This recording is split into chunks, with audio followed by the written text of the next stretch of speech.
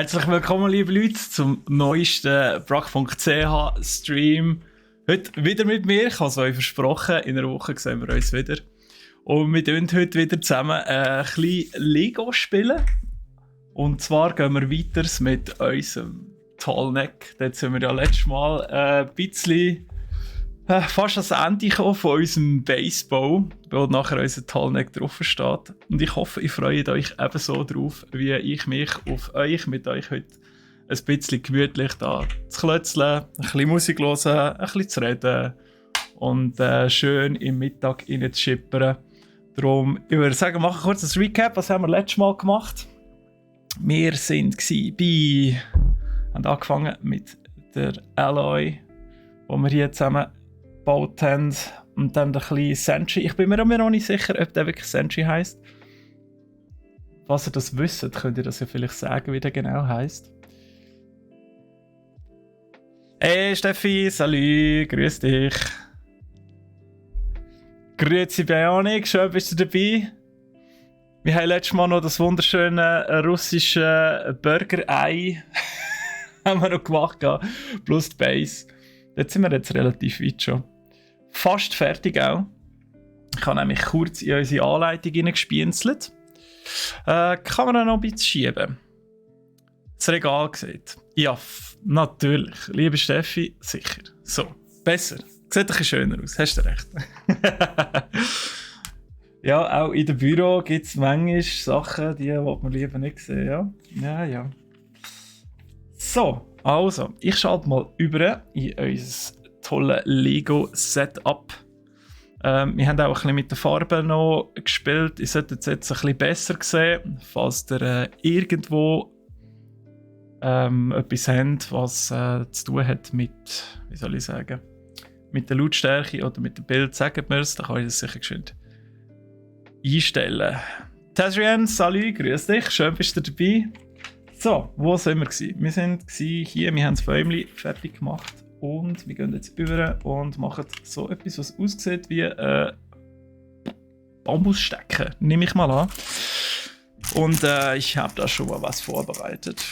Also vorbereitet nicht, aber ich bin zumindest parat und habe ein richtiges Säckchen zur Hand.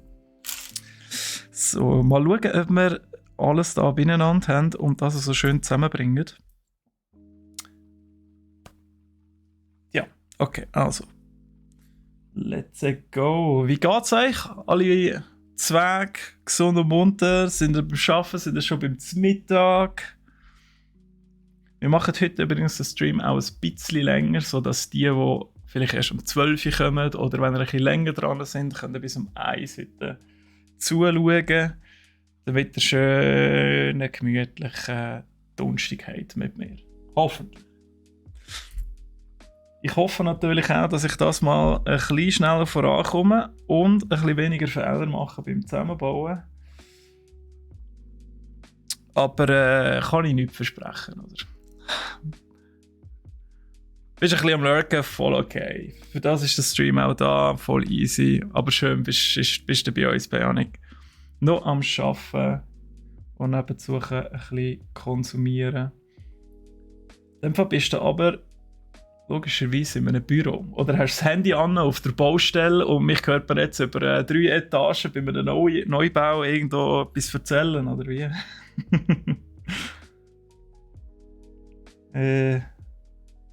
So, ja, doch. Warum jetzt auch immer da noch so das Gewinn da kommt? Das Gelenk. Das ist auch wieder so ein Style, das habe ich jetzt noch nie gesehen. Bürolist bin ich? Ja, sind wir 2, hä? Und er ist sonst streng, oder haltet sich seine Grenzen? Oder ich frage mal anders, ist dein Job abhängig von der Saisonalität? Also läuft jetzt ein bisschen weniger wie im Winter vielleicht, ich weiß es nicht. Gibt es ja bei gewissen Jobs. Das ist bei mir nicht anders. Sommer ja Spielwaren verwalten oder als Produktmanager, wenn im Sommer die Leute in der Ferien sind, ist logisch, dass es ein bisschen weniger läuft. Was gibt das? Ah, das gibt die Ampel. Okay, kleiner Spoiler.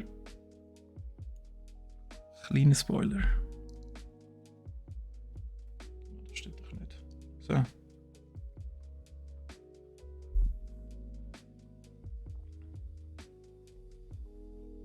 Dann wird es so richtig postapokalyptisch hier.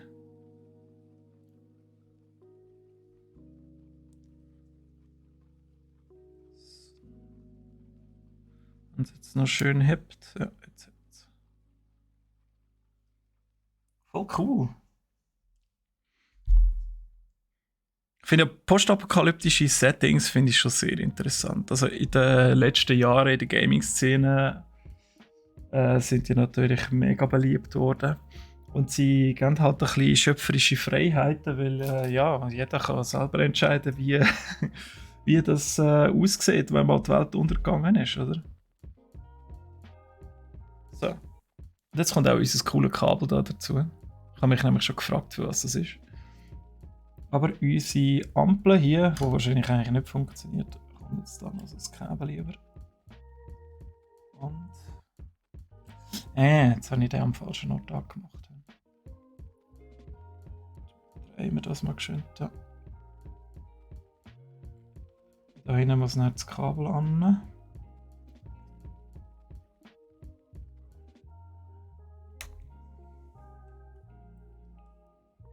So, dann machen wir da noch eine schöne Schlaufe ran.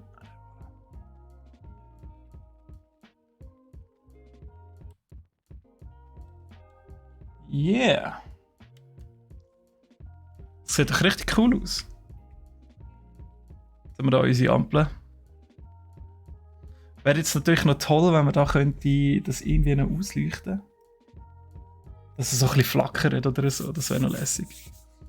Brutal saisonal, okay. Landwirtschaft, ja, dann ist klar. Vorplanen. Ja, das heisst, ihr habt dort dann auch mega viel Stress und dann einfach wieder gerade fast nichts mehr, nehme ich an, oder? Das ist dann auch noch mega mühsam, wenn ja, so krass mit der Saisonalität kämpfst. Und eben die Arbeitsaufteilung einfach so ein bisschen extrem fluktuiert. Oh, aha, okay. Es ist eben lustig, in der Anleitung hat es zum Teil Teile, die werden rot umrahmt, wo sie hinkommen. Und dann gibt es wieder andere Teile, die haben das nicht. Die haben das einfach nicht. So. Noch die Fehler von letztes Mal ausbügeln. Hey. Also wirklich, also der da letztes Mal dran gehockt ist, der hatte wohl gar keine Ahnung gehabt. Das ist ja schlimm. Hey. Es tut mir leid, falls jetzt da ein bisschen klopft vom Mikrofon her. Wir haben leider noch keine Spinnen können besorgen.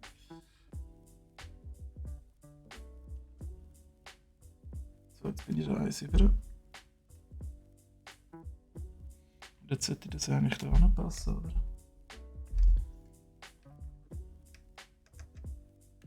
Das ist immer Stufenort.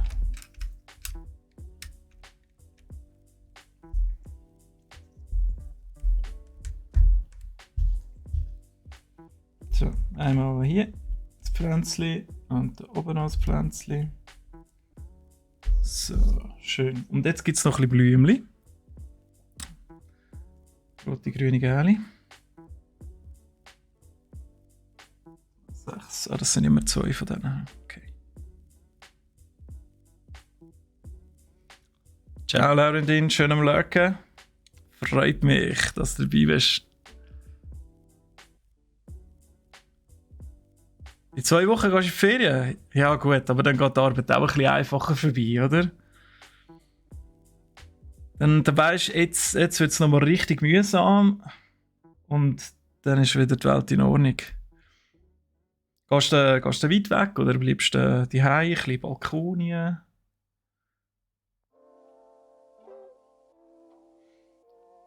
Ich habe auch noch Ferien im Mai. Aber ich habe keine Ahnung, was wir machen. Irgendwas. Jetzt gibt es einfach noch ein Gestrüpp.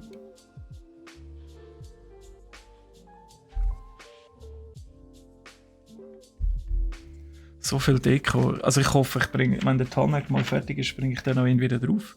So, jetzt sieht es aus. Sieht so aus, als wären wir tatsächlich am Ende mit der Base. Es hat gar nicht mehr so viel gefällt das letzte Mal. Aber das kann man ja nie vorher wissen. Oh. Nein, nein. Liegt da. Also. Ja. Alles schön beieinander packen da und die Überzählungen. So, dann würde ich sagen, wir tun unsere wunderschöne Base. Gehen wir mal auf die Seite für einen Moment, weil wir gehen jetzt tatsächlich an Talneck. Und da brauchen wir das Beutel 4. So. Da Alloy und der Sentryman auf die Seite. Stören die dann noch.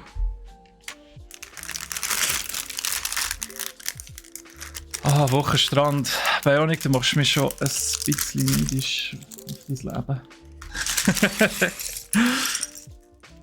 Eine Woche Strand in Süditalien. Oh, wunderbar. Und ich nehme an, es ist noch nicht zu heiß dort. Also richtig, richtig angenehm. Und dann noch ein bisschen Family oder zu den Eltern heim. Schön, ein bisschen gut essen, ein bisschen gut trinken. Relax, runterfahren, den Stress von die Heime vergessen. Wie sich's gehört. Du machst das genau richtig.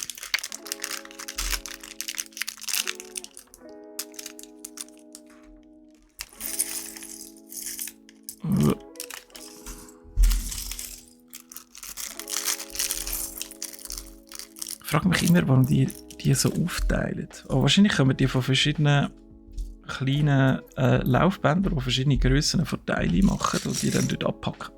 I don't know. Könnte sein. Es gibt ja wahrscheinlich eine gewisse Person im Internet, die das ganz genau weiss. Aber der bin ich halt nicht. So, jetzt machen wir das schön wie auf Abbildung. Einmal so. Und dann so. Also, mir gefallen die Farben gefallen mir schon. Die sind so nicht so aufdringlich. Das ist einfach cool. Weil früher, also ich, der noch mit den alten Klötzchen gespielt habe, früher, die sind halt einfach knallig gewesen. Knallblau, knallrot, knallgelb, bam.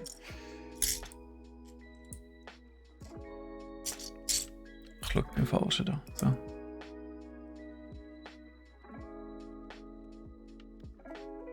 Baden könnt ihr noch nicht. Also ist einfach nur zu kalt? Oder gibt es dort Regelungen, die sagen, sorry, aber solange nicht Sommer ist, dürfen ihr dort noch nicht ins Wasser?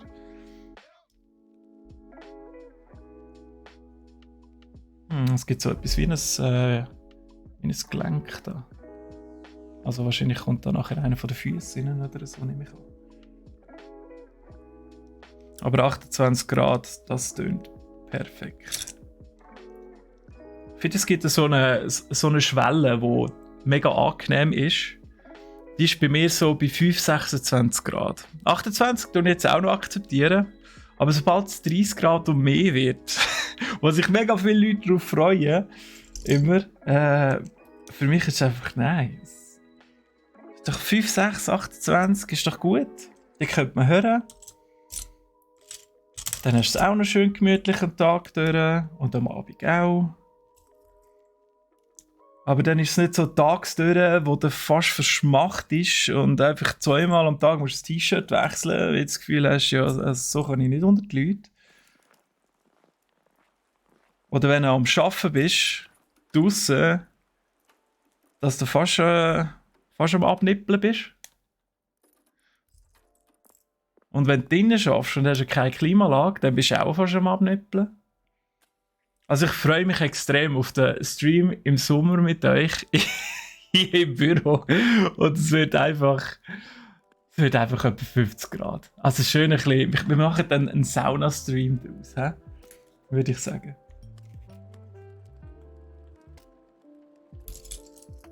So, das Stäbli. Okay.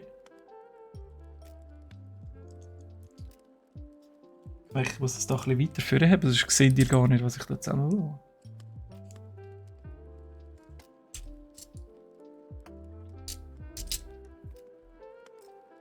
Das Meer ist noch recht kühl im Mai. Okay, ja. Nachvollziehbar. Ich würde trotzdem reingumpen. Ich meine, es ist das Meer. Da hebst du halt wenigstens den grossen Sachen rein.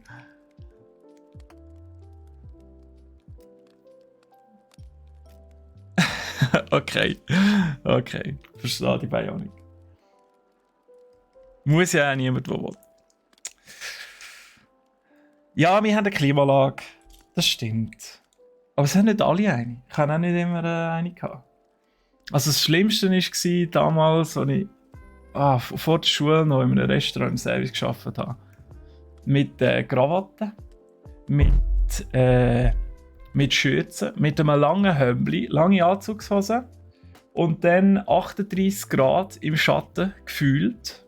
Wobei, ich bin mir sicher, es war auch wirklich so heiß gewesen, auf der Terrasse Service. Und gerammelt voll. Komm, ist an den Tisch gegangen, der nächste wieder angehockt, du bist nur am Säckeln gewesen. Und der Schweiß ist dir einfach nur runtergelaufen und die Krawatte hier noch ein bisschen schön zugeschnürt, dass der fast verstickt ist. Das war der absolute Horror gewesen. Und nebendran noch die Chefin hinten dran. Komm, mach schneller, das Essen wird kalt. Ah, wird sicher nicht kalt bei 38 Grad, oder? Naja.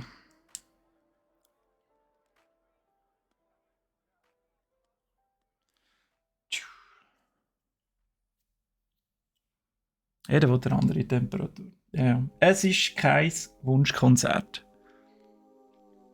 Die Schokowaffel. Ja. Kippst einfach um, ja. Das ganze Sixpack, also ich nehme an Wasser. sonst kippst du noch aus anderen Gründen um, oder? Aber das ist Hardcore. Also ich beneide auch die Abbauarbeiter nicht. Es ist klar, die müssen Pause machen. Ich nehme an, das wird auch irgendwo angeordnet, oder? Also der Dreh ist völlig am Rad. Dann hast du einfach... Und am Abend, oder, kommst du heim und dann bist du einfach fertig mit der Welt, nehme ich an. So, wo sind jetzt die Keibengrauen da? So. Logisch.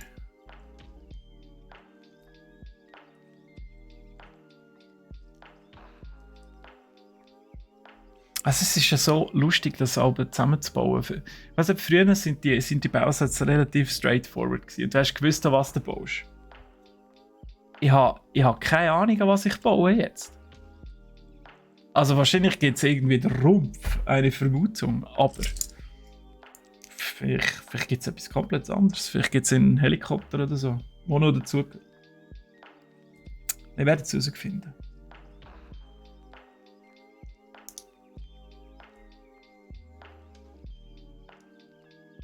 Schön, wird einem noch angezeigt, hey, im Fall, das ist dann auf der verkehrten Seite, musst du es umdrehen. Und trotzdem schaffe ich es am falschen Ort anzumachen.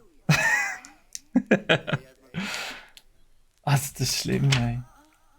Schlimm mit mir. Also, wenn es nicht aushält, ich verstehe es, dann geht einfach und sagt, sorry, aber den Serial kannst du nicht mehr anladen. Der ist nicht im Griff.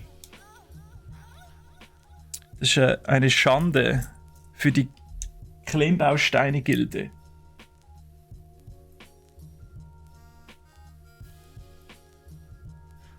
Nach 9 Stunden arbeiten kein Bier mehr. Ist das Verlangen nicht mega gross? Oder ist einfach, wenn du das noch würdest trinken, dann wäre es gerade wie wenn du irgendwie 5 Gin Tonic getrunken hättest.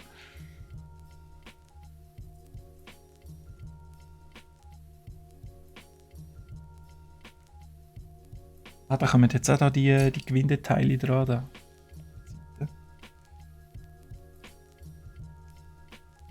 Oder was auch immer das ist.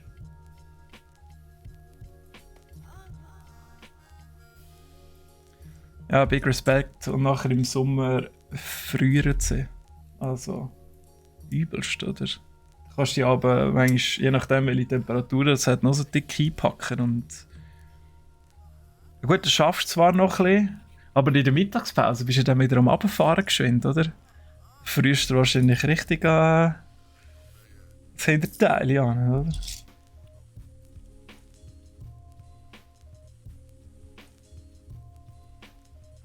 So Mini-Teile haben. Aber ich glaube, es sieht immer noch gut aus. Ich glaube, es sieht noch so aus wie der Anleitung.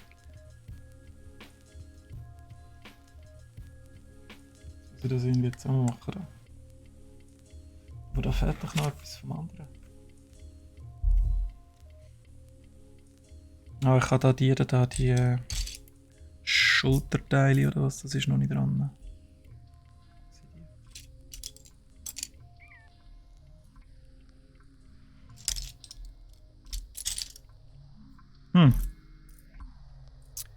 Mysteriös.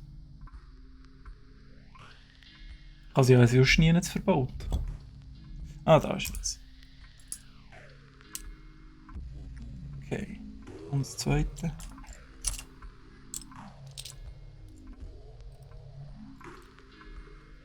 Also, ich glaube, ein schwarzer Untergrund ist nicht so hilfreich. Am Gleis tust du noch arbeiten. Das ist schön, so ein bisschen abstrahlend, oder? Herrlich. Fantastisch.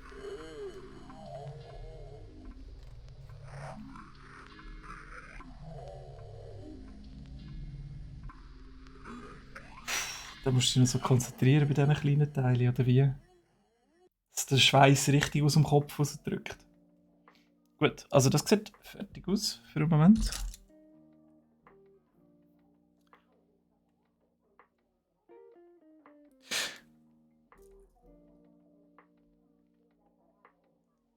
Ja, natürlich ist das mit der Anzahl, hast du schon ein bisschen recht, Bionic, oder? Dass man eine möglichst grosse Zahl kann draufschreiben kann, aber gewisse Sachen sind einfach so, ja, eben die kleinsten Teile aneinander. Und man hätte es eigentlich mit einem grösseren machen. Auf der anderen Seite hast du ein bisschen länger dran, ein bisschen länger Freude.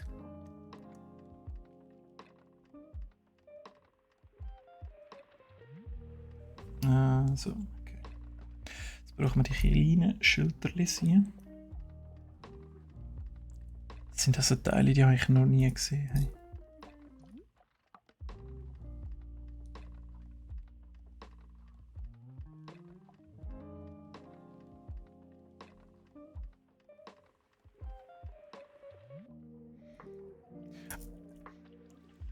Schokowaffel, was mich mega interessiert ist, wie machst du das eigentlich wegen dem Sonnenstich? Oder? Also ich sehe so viele Bauarbeiter irgendwo bei der Straße oder wo sie auch immer gerade arbeiten, auf dem Dach irgendwo, ohne Käppi, einfach schwarz brennt oder rot dann halt noch.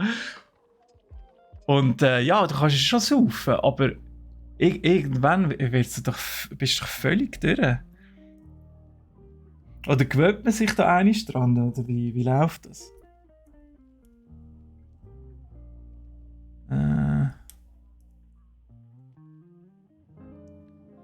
Das sind so strange Teile.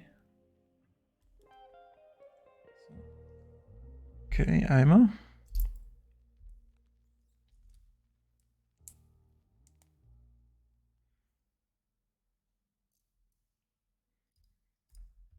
Also ich sehe es einfach bei mir im Sommer, oder wenn es so Sommer wird, zuerst mal, oder dann, sagen wir mal, ja nein, im Frühling eigentlich schon. Wenn es so ein bisschen erst mal richtig heiß wird, dann gehst du raus, leist ja, dann gehst du ein bisschen bräteln, oder? Also dich selber bräteln. Und dann, ja, irgendwann merkst du einfach so, es ist schon mega heiß. Oder am Abend, wenn es schon abgekühlt ist, um 10 Uhr irgendwie, liegst du auf dem Sofa so, merkst, es ist immer noch gleich heiß. Dann weisst du einfach, hast es ein bisschen übertrieben und ja, je nachdem wird es dann noch schlimmer. Aber meistens kann ich das dann aber noch vermeiden, oder?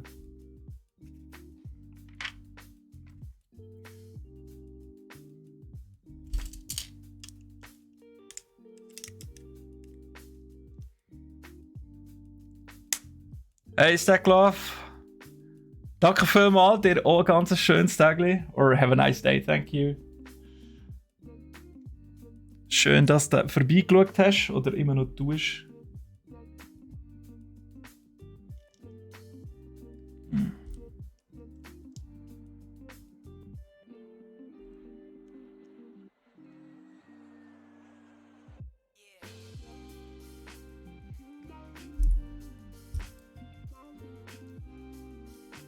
Aber das gibt, glaube ich, schon der Rumpf einfach vom Tallneck. Was mich auch immer so nervt, ist, wenn da die kleinen Viereckchen da einfach so doof verschoben sind. Wenn sie nicht gerade sind. Das juckt man nachher einfach so ein bisschen im Unterbewusstsein immer. Es sagt so, hey, warum hast du mich nicht richtig angemacht? He? Und dann sage ich halt, ja, sorry, ich habe es einfach nicht besser gewusst.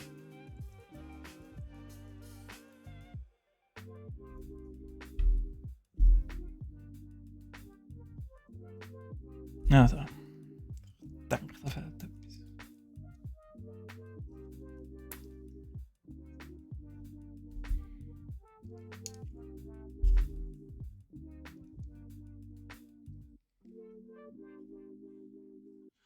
Aber Schokiwaffel, du bist jetzt in dem Fall nicht auf der Baustelle, oder? Oder schon? Sagt er jetzt einfach Schokiwaffel? Sind ja in Schweizer Stream, oder?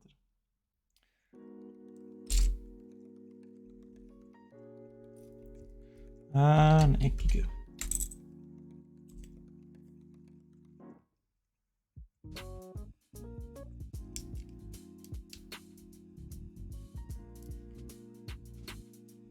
Oh Jesus. Textual Alert! Okay, warte mal. Ich versuche das so nebenbei ein bisschen zu lesen. Es interessiert mich brennend natürlich, was du jetzt dazu geschrieben hast. Gleis ist Helmpflicht. Okay, da sammelt sich so schön der ganze Dampf von deinem Kopf unter dem Helm. Das ist ja schon mal toll. Ich muss sich bedecken, Suva, ja, okay. Ja, dass die dort drin, wo das Wörtchen mitzureden hat, das macht Sinn, ja.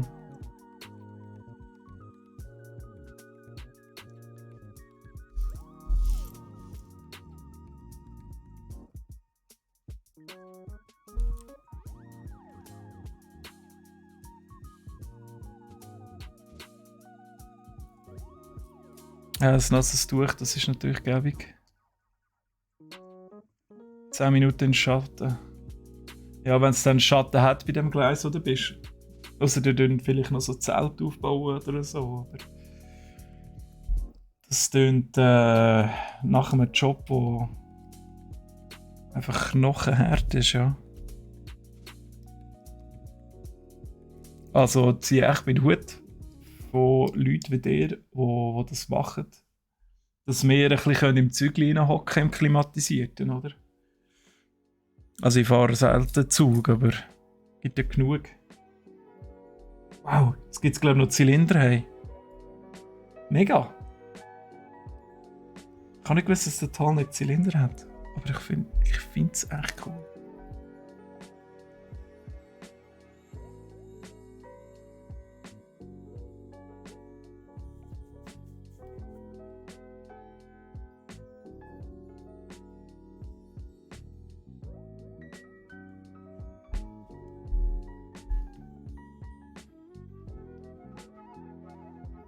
Ja, das ist aber auch wichtig, dass ihr unter den Kollegen halt ein bisschen sagt, hey, mach mal wieder eine Pause, oder? Weil irgendwann bist du so dem Workflow inne, wo du vielleicht gar nicht mehr so merkst und der Schweiß schon richtig ins Gesicht reinsteht.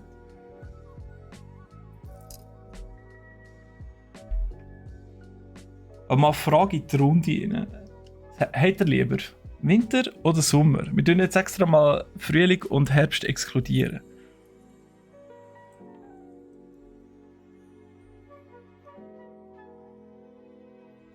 Wenn ihr euch müsst entscheiden, es gibt nur noch die zwei.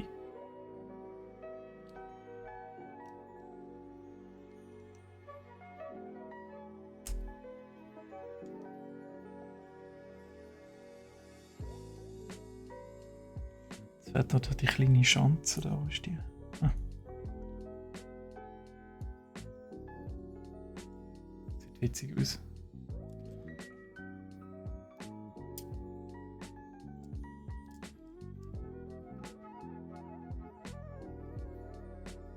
Hey, da bitte, salut, schön bist du da. Ja, Sommer, Winter, beide gern. Okay, ist noch ausgeglichen. Ist noch ausgeglichen, hä? Yeah. Also ich meine, meine Präferenzen haben natürlich schon rausgehört, oder? Eindeutig nicht Sommer. wirklich nicht. Auch wenn ich es natürlich auch schätze mit den Kollegen, wenn es schön ist, draussen am Abend bei einem lauen Sommerlüftchen noch ein bisschen am See hocken und Eis trinken und so. Ja, das ist natürlich schon cool. Ich meine, kannst du im Winter auch. Aber ist es gleich cool. Um 10 Uhr, bei minus 10 Grad. Das soll ich für sich selber wissen.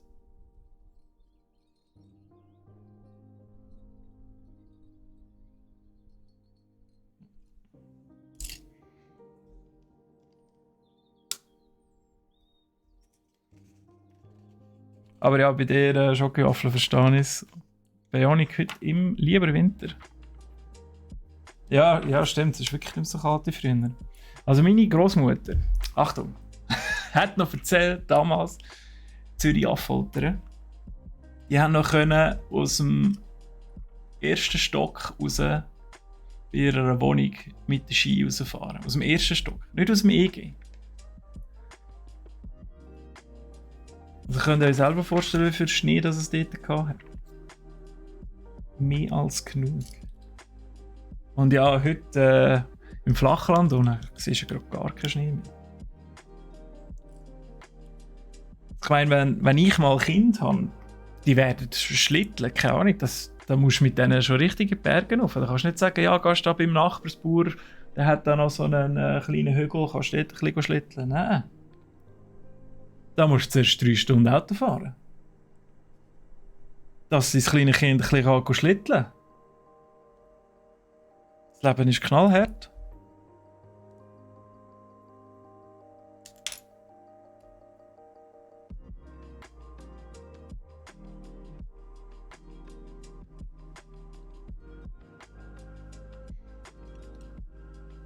Feuerschale im Winterbrötchen. Du bist mein Man. Brötchen kann man immer. Das braucht es einfach. Es muntert ein bisschen auf den Geschmack vom Fleisch oder für unsere Veggies draussen von einer grillierten Oberschiene. Mega gut.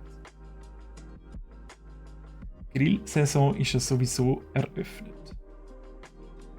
Jetzt müssen wir geschwind kontrollieren, ob ich es richtig gemacht habe. Sind jetzt schon genug hin und zurück gegangen, weil ich irgendetwas falsch gemacht habe. So.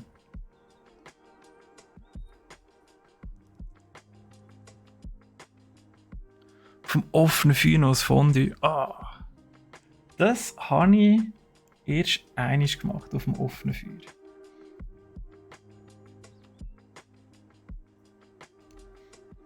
Es dauert ein bisschen lang, aber vielleicht haben die das gemacht haben, auch nicht so Ahnung gehabt. Also ich habe mich mitgegessen. Ich habe es eigentlich nicht gemacht, oder? Ja. Oh, was geht das? Jetzt kommt das noch da unten an.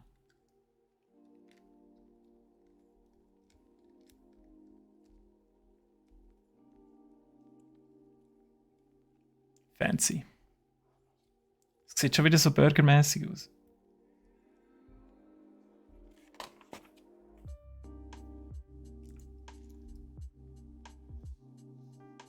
Also in Aachen haben es 7-mal Schnee gehabt. Aber kannst du dort schlitteln und Ski fahren? Das ist die andere Frage. Ich bin noch nie in Aachen gewesen. Aber ich meine, brauchst du schon wenigstens einen Hügel? Haben die Hügel?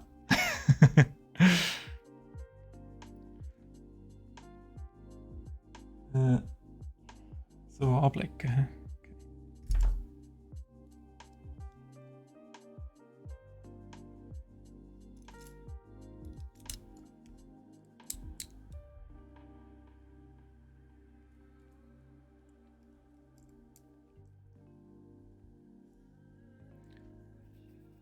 Haben 10 Kilo gemacht, 30 Minuten. Aber ich glaube, das ist noch recht schnell. 30 Minuten bis 10 Kilo Käse. Schönes Fondue gemacht hast. Und da gibt es ja noch den kritischen Punkt beim Fondue. Wenn es noch so wenn es so ein bisschen abschießt, oder? Und dann sich das Fett von der Käsemasse trennt, dann noch schön weiter rühren. Ausser du hast den falschen Käse und dann bleibt es so. Ich bin ja, und ich muss mich da leider outen, einer von denen, die haben noch recht gern auch einfach mal ganz unkompliziert Migros oder Coop, Gerberfondue. Und da könnt ihr mich jetzt alle lünchen für das. Ist voll okay. Ich verkrafte das. Und mit den Kollegen haben wir abgemacht, haben wir also so ein Holzhäuschen gemietet für das schwarze Auge zu spielen. Früher noch in einer DSA-Gruppe gsi, ich weiß nicht, ob jemandem das etwas sagt. Und dann hat es geheißen, wir machen ein Fondue. Und dann habe ich gesagt, ja gut, ich bringe das Fondue mit, machen wir einfach ein bisschen Gerber, oder?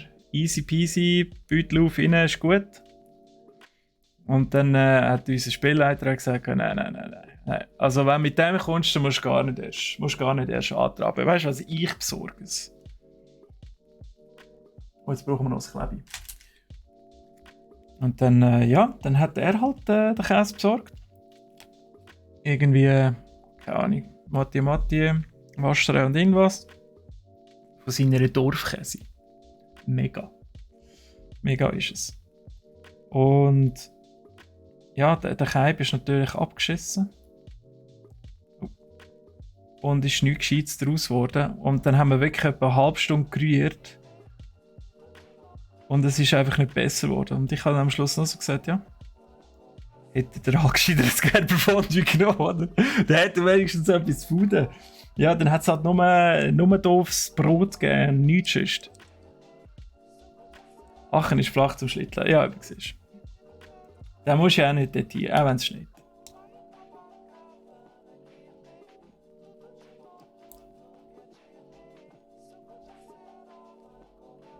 Jedem das seine Bionic. Yes, genau. Kann jeder selber entscheiden. Aber man wird halt gleich oft verurteilt. Fantastisch, wie das zusammenpasst, hä? Also hätte ich alles richtig gemacht.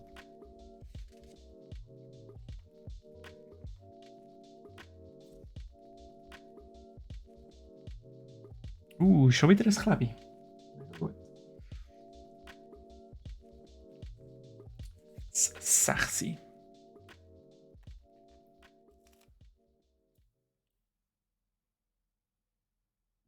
Sieht aus wie so ein Teil vom Rückgrat, nehme ich an.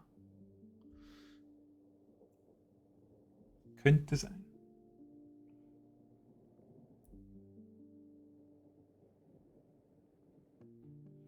Das Klebi ist nicht gerade drauf.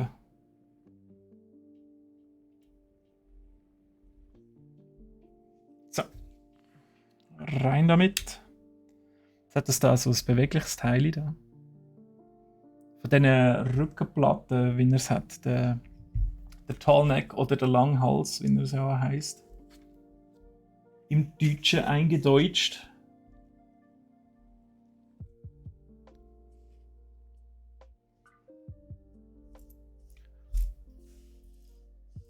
Ja, aber da musst du schon ein richtig grosses Feuer haben, Schokiwaffel, oder? Also da musst du richtig einheizen, dass das nachher gut kommt mit 10 Kilo Käse. Vor allem, wie viele Leute essen 10 Kilo Käse? Also wenn ich jetzt mal studiere, wir essen etwa optimal, wenn wir so richtig Kohldampf haben, ist 800. Finde ich gut. Gibt es selten 800er Pack, außer gehst du irgendwie bei der Käse eben, oder?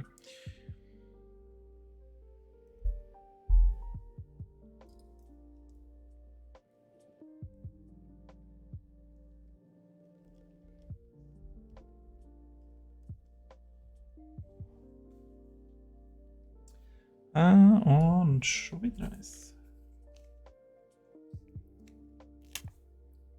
Ich immer zweimal schauen, dass ich es richtig aufklebe. Das wäre schon ein Schandfleck, weil das kommt ja dann nachher da hinter in unser Regal, oder?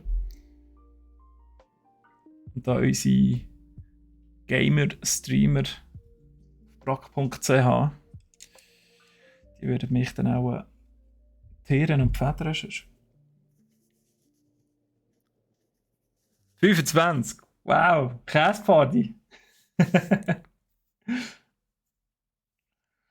Ah ja, Fondue. Ah, schade. Vermisse die Zeit jetzt schon.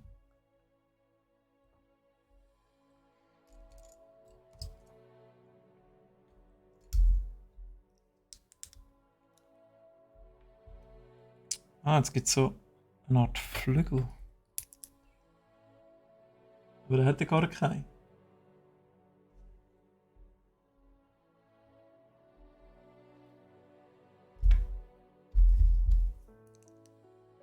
Ich schaffe schon immer das falsche Ding rauszusuchen. Da.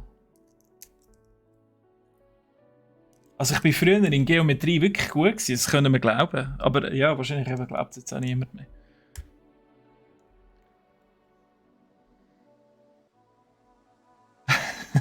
Ein Buchenholz brennt gut und lang, ja. Also so wie an diesen, haben wir sicher aber früher auch gehabt, oder? Die Dorffestchen, die es da gibt.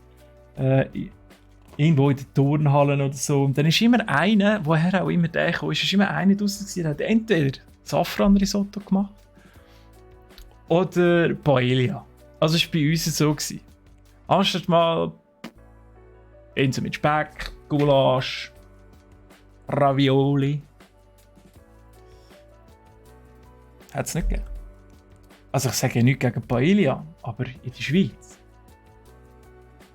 Ich meine, wir sind ja schon umzingelt, oder? Wir haben ja so viel mehr da bei uns. Was wir da alles rausziehen. Garnelen, Tintenfisch, Calamari, ein bisschen Red Snapper. Alles heimisch bei uns, oder?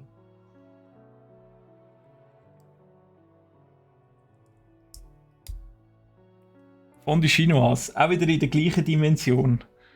Auch wieder einfach zu viel. Also, weißt du, Schokiwaffel, du könntest eigentlich mal brack.ch einladen. Und dann tun wir für dich rühren, aber wir tun dann mit dir essen. Hä?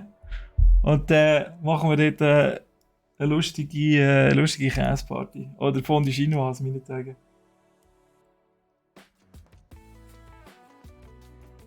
Ah, das gibt jetzt so etwas wie eine Umrandung vom Gewinde. Weil, das kommt jetzt da so an die Seiten an. Jetzt verschwinden oder die roten Sachen da, die verschwinden immer. Es ist immer die Frage, warum macht man das? Wahrscheinlich ein bisschen, um es einfacher machen, zum Zusammenbauen, damit du etwas hast, wo du dich daran orientieren kannst. So, wenn es jetzt noch dazwischen würde gehen. So. Cool. Cool. Jetzt wird es langsam übersichtlich wieder mit den Teilen.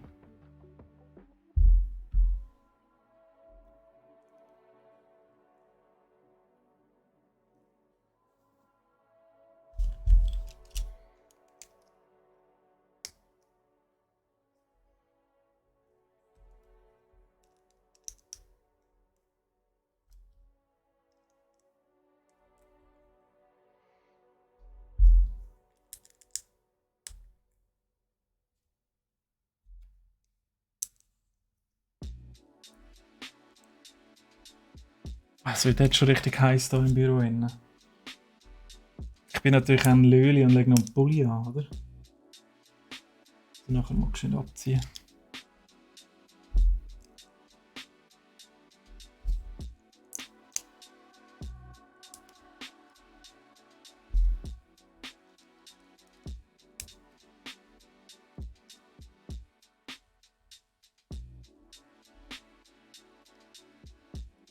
Machen wir da noch die zweite Verschallung für das Beingelenk. Fertig.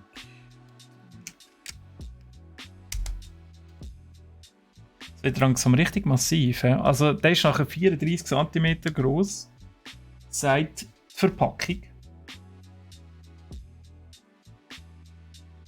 So, jetzt muss ich aber geschwind den Pulli ablegen.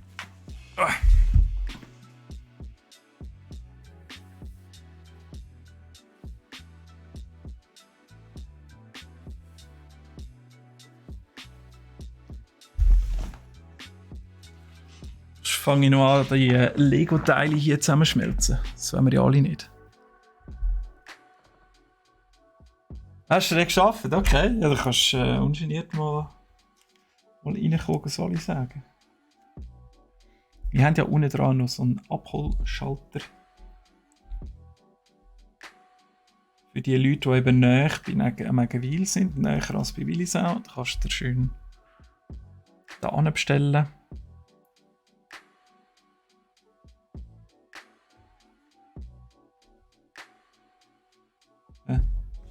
Ja, ich müsste natürlich schon auf die richtige Seite tun.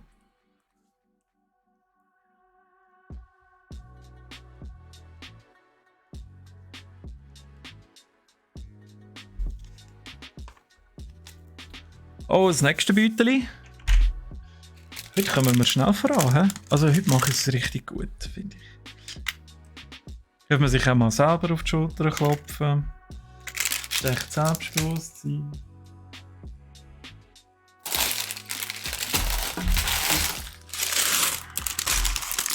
Numero 5.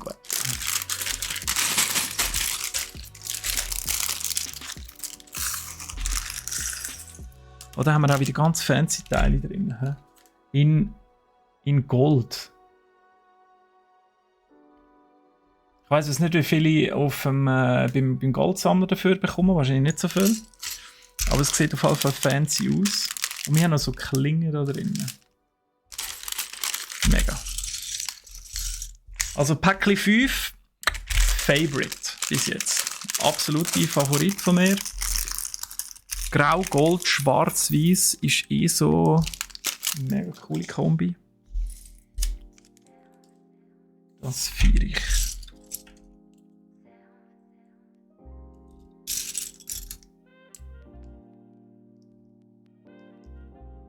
Dann auf die hinteren. Ja. Das ist auch das Hinterteil von unserem guten Langhals.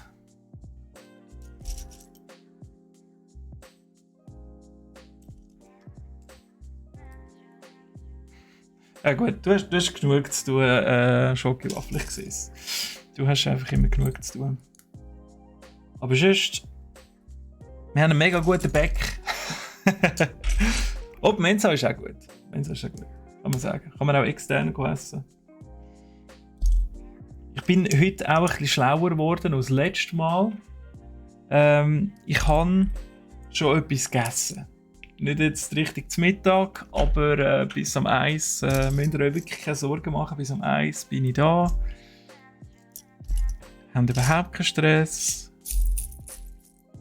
Könnt es richtig gemütlich nehmen. Das sind wieder so Teile, die extra für das jetzt gemacht worden sind. Ich frage mich aber, was man so für Auflagen machen muss, dass das Lego sagt, ja mal, das Set machen wir jetzt, das lohnt sich. Weil eben, ich glaube, so Teile hier, gut, gibt es wahrscheinlich schon ein Set, wo das auch kannst brauchen, aber weil hier noch so Kanten weg ist, sieht es schon ein bisschen spezifisch aus. Aber ich kann mich natürlich korrigieren, wenn das anders ist. Und ihr das Teil auch schon mal gesehen habt.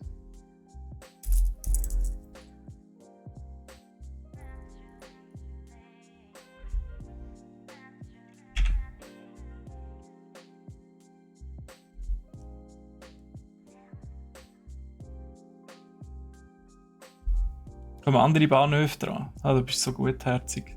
Haben die auch noch etwas von denen?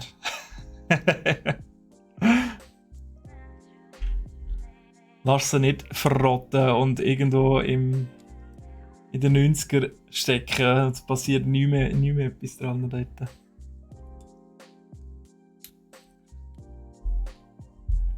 Das ist ja noch gar nicht so lange her, da hat man in der SBB noch rauchen. Und das war genau die Zeit, wo ich am meisten müssen Zug fahren, weil ich damals in der Lehre war. Von Nähe Baden bis Bar musste fahren. Das ist ja herrlich mit den Anschlüssen, oder? Also, ich hätte mit dem Auto eine Stunde gespart, aber ich hatte noch keins gehabt, weil ich in der Lehre war. Ja, und das hat so gemeckert am Anfang. Also wirklich grusig, hey. Ich meine, rauchen kann ja, die rauchen, das ist kein Problem. Aber wenn du nachher einfach den ganzen Gestank heimnimmst in diesen Kleidern, oder?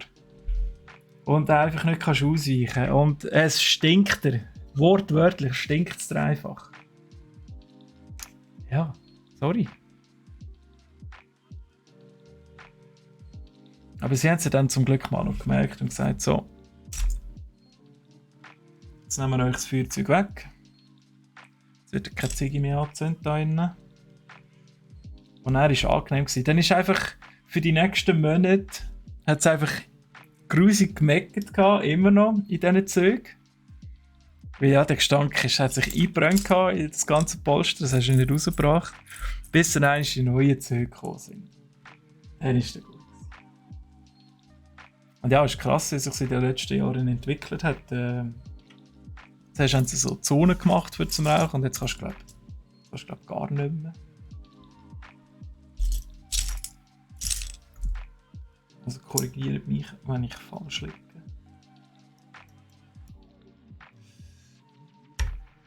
Hier ist...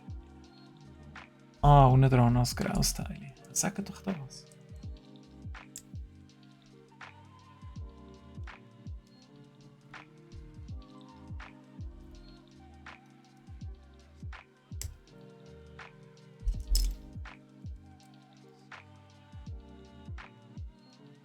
Ich tue noch gerne da ein bisschen überspringen, habe ich gemerkt.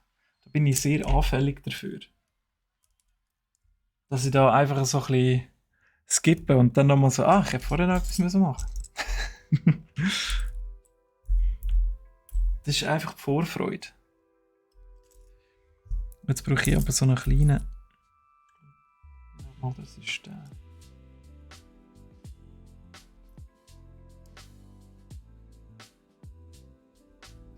Ist eigentlich mit dem Stream, ich habe da auch gerade gesehen, es hat vorhin nicht so gut funktioniert mit der Qualität, aber ich glaube, es ist wieder gut, oder?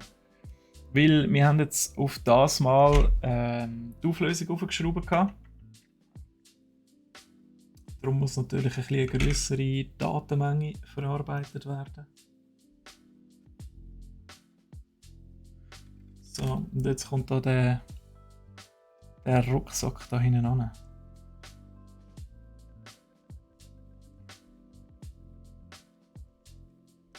Cool. Also es wiegt schon ein bisschen etwas.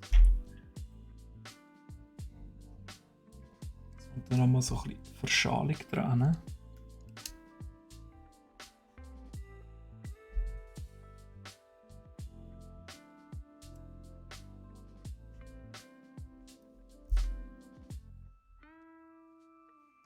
Habt ihr euch alle schon etwas zum Mittag gekauft? Oder müsst ihr noch etwas holen? Oder noch etwas kochen? Oder vorkochen?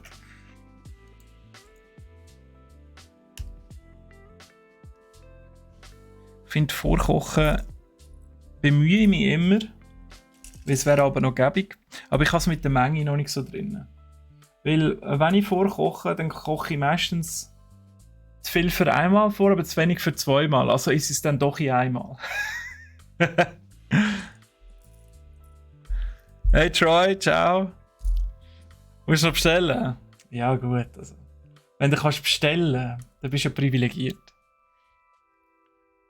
Was 60 bis 80 Nachtschichten hast du in Lenzburg? Ja, ich glaube, dort ist schon lange nicht mehr gemacht worden an diesem Bahnhof, oder? Aber dafür wird es nicht so heiß. Was es ist im Winter, dann tut es mir leid.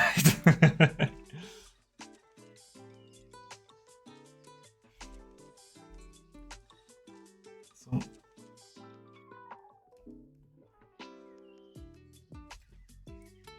Jetzt brauchen wir da so ein Trüerli. Was gibt's bei dir, Troy? So etwas Gutes zum Essen. Jetzt ein Dürüm, ein Kebab oder Pizza oder ein Salatteller. Hey Zeki, salut! Wir bauen... Ich habe das vielleicht gerade mal geschwind. Oder ich kann da ja die Anleitung der Tallneck von Horizon Forbidden West beziehungsweise von Lego. Das seht ihr ja oben links im Stream. Und wir haben schon unsere Base für den haben wir auch fertig gebaut. Wir haben den Hauptcharakter, die Aloy und den Sentry, so einen kleinen Hund da, haben wir noch fertig gebaut, ganz am Anfang, letzte Woche. Und jetzt sind wir gerade am Tallneck bzw. am Langhals selber dran.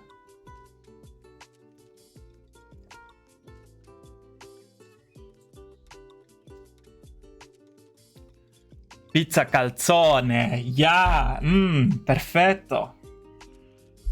Das haben wir gern. Pizza Calzone. Schon lange nicht mehr gehabt. Ist so gut. Ich habe es letzte Woche angetönt, in einem Restaurant-Hotel gearbeitet, beziehungsweise das geleitet. Und wir haben dort nebst dem Restaurant noch eine Pizzeria gehabt. Wir haben einen Pizzaiolo gehabt. Ich sage euch, der hat die wirklich. Ich sage jetzt den Namen nicht. Der hat die beste Pizza gemacht, die ich je gegessen habe. Weil der hat so einen mega guten Teig gemacht und der hat den Teig einfach ewig ziehen lassen. Und das hast du halt gemerkt, oder? Weil das ist mega Qualität gewesen.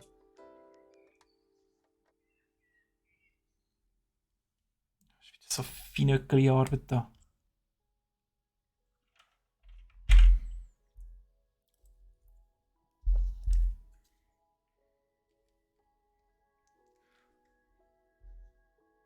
Also du bist versorgt, Schokiwaffel. Also und dich und deine Beschäftigung muss man sich nicht Sorgen machen. Eindeutig nicht.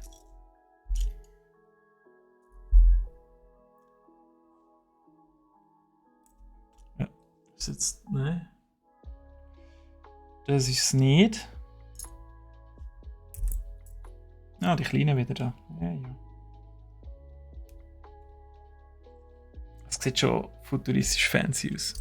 Sagst du wahrscheinlich nicht noch 20 Mal. Aber es macht schon noch Spass, das zusammenzubauen. Auch wenn nachher eben so da die Farbe, die wirst du jetzt nicht mehr sehen. Die baust du jetzt einfach zu.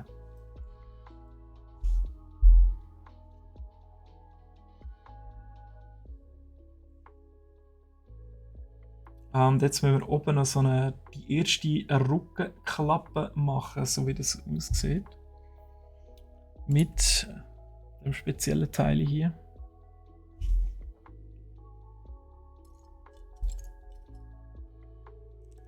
Das macht einmal Laune hier. Sondern so einen richtigen Heckspoiler über hier. Da könntest du fast ein Sportauto damit bauen, so ein ganz kleines. Und dann vorne noch irgendwie eine Tube dran. Und ab geht's. Ab geht's, jawohl.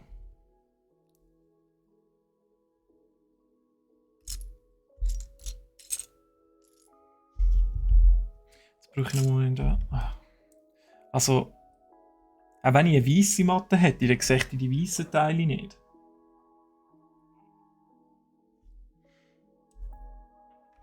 Nein. Auf was baut ihr so eure Lego-Wänner oder Kleinbausteine? Entschuldigung. Natürlich nicht nur Lego, auch sämtliche andere Marken. Wo wir übrigens auch noch werden anschauen. Ganz einfach auf dem Tisch. Schön. Auf dem Tisch, wo man zur Nacht isst, damit sich nachher auch schön eure Freundin oder eure Mami oder wer auch immer kann aufregen und sagen: wieso hast du jetzt schon wieder alles da gebaut? Was sollen wir jetzt essen? Und dann sagst du: ja, vor dem Fernsehen. Ein Freestyle-Projekt, Techie. Aktuell bedauerlicherweise noch nicht. Aber ich habe ja die Heime noch. Gut, die Teile sind schon etwa 20-jährig, oder? Ja, noch mehr. 25-jährig. Aber eine ganze Kiste davon. Und mit dem können wir durchaus mal so ein Freestyle-Projekt machen. Aber ich würde es eigentlich begrüßen, wenn wir von den Teilen her noch ein bisschen mehr Abwechslung hätten. Oder wie die sind zum Teil wirklich oldschool. Es hat zwar noch ein bisschen Star Wars drin, mit diesen alten Antennen da, was es früher hatte. So die transparent orange, grünen. Ist auch noch drin. Und was weiß ich alles? Ich müsste es mal wieder vornehmen. Und dann wäre es schon cool, oder? Einfach da hinten im Ecke ganze Kisten ausleeren und dann ein bisschen auslösen und dann schauen wir mal, was rauskommt. So wie man es früher gemacht hat. Einfach anrühren und schauen, was rauskommt. So, das ist aber schon ein bisschen mühsam da. Also den Gel hat man ja schon zuerst rein tun. So. Also jetzt haben wir hier schon den ersten, zweiten für die Klappe da, wo man da so schön bewegen kann. Den Tallneck könnt ihr übrigens auf brack.ch auch schon vorbestellen. Ausrufezeichen Lego führt euch zum Link. Der ist vorher schon gerade durch den Chat durchgelaufen, wenn ich gesehen habe.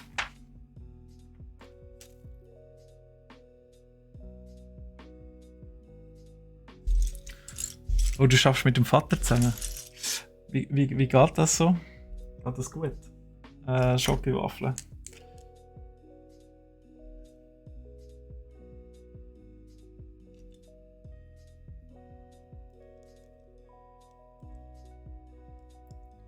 Ah, mit der Tochter. Yeah, so cool. Ist sie auch schon richtig angefressen von den Klemmbausteinen? Also das wünsche ich mir ja auch mal, dass mit dem Kind ein bisschen einfach anhocken und ein bisschen zusammenbauen. Oder was ich auch mega gerne mache, sind Miniatürchen malen. Leider noch kein Warhammer. Aktuell nur Dungeons and Dragons und Star Wars Legion. Wo wir ja auch seit kürzlichem auf dem Shop haben. Endlich. Aber das macht schon auch sehr Spass. Und ich könnte mir vorstellen, dass wir vielleicht mal noch eine Session dazwischen hauen. Also jetzt nicht, wo Lego ersetzt oder so. Vielleicht kommen wir zu einem anderen Zeitpunkt, wo wir zusammen ein bisschen Figürchen anmalen. Da braucht man natürlich ein bisschen eine andere Kamera. Das müsste alles ein bisschen näher sein. He? Und ich bin jetzt auch nicht der Profi. Nicht, dass ihr da erwartet, Michelangelo vom Figürchen malen. Nein. Aber es ist ja auch schön, gibt's Leute, die eben vielleicht gleich weit sind wie ihr. Oder noch gar nicht angefangen haben. Und man weiss, hey, auch wenn es das Figürchen nicht so perfekt aussieht, es ist meins. Ich habe das gemacht. Ich habe Feuer gemacht!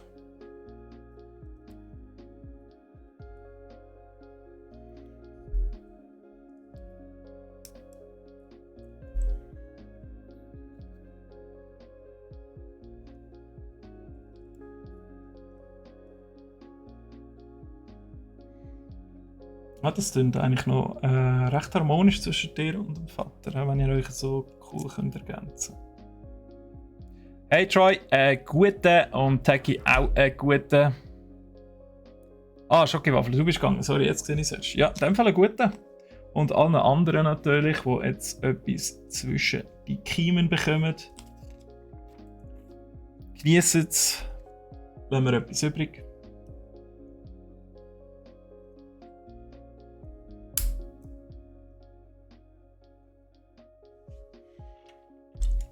Und die schon gegessen haben, schön ein bisschen geniessen mit mir da. Jetzt haben wir ein bisschen klötzeln. Ich habe wieder irgendetwas übersprungen, oder?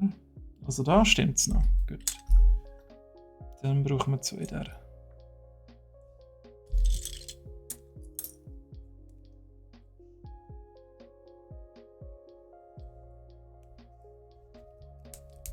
Also Anleitung lesen muss man natürlich schon auch können. Das ist eine Grundvoraussetzung, damit man so Lego zusammenbauen kann. Würde ja empfehlen, so einen Grundkurs zu machen im Anleitungslesen.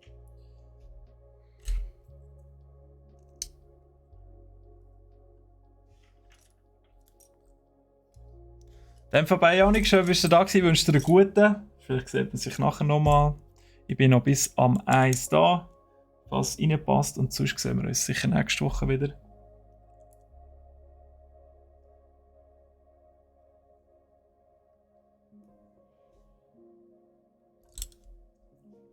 Es wird jetzt wieder richtig fancy da. Das ist auch ein cooles Style. Also das gibt es ja garantiert sonst nie.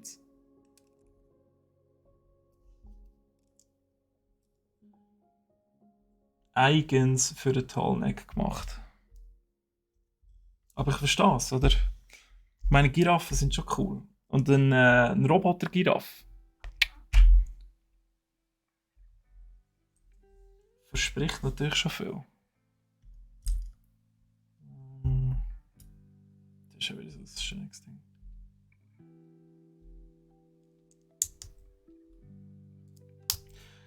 Ich kann auch nicht versprechen, trotzdem, dass wir jetzt heute fertig werden. Aber ist ja nicht weiter tragisch, weil sonst machen wir einfach nächstes Mal weiter. Machen ihn noch fertig. Und je nachdem, wie es aufgeht, habe ich selbstverständlich schon etwas im Petto für euch, wo wir dann das nächste Mal oder allenfalls übernächstes Mal, je nachdem, wie lange der Langhals geht, können zusammen anschauen. Und wieder zusammenbauen.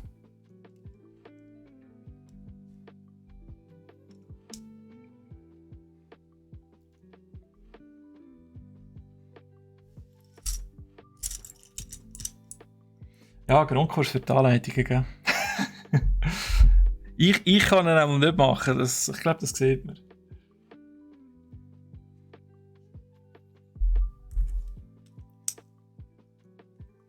Eine Anleitung für die Anleitung. Wie lese ich eine Anleitung? Wird das der Hals oder der Schwanz?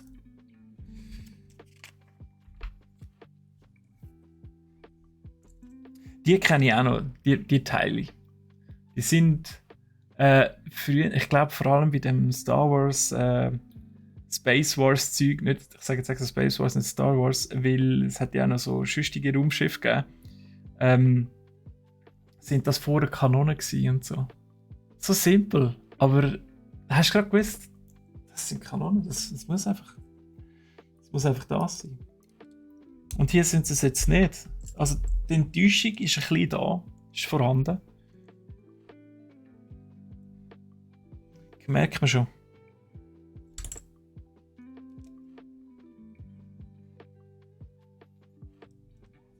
Moment. Jetzt da vor dem Weißen.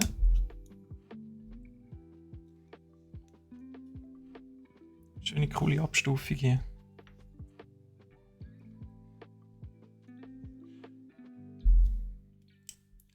So irgendwelche Schienen dran.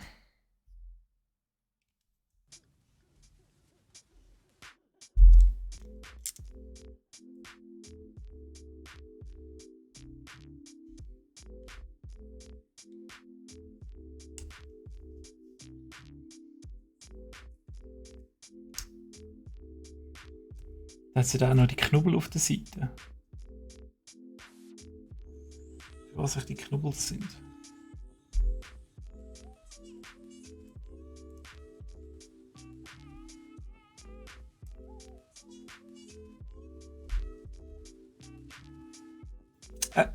Schon fast wieder Schritte besprungen.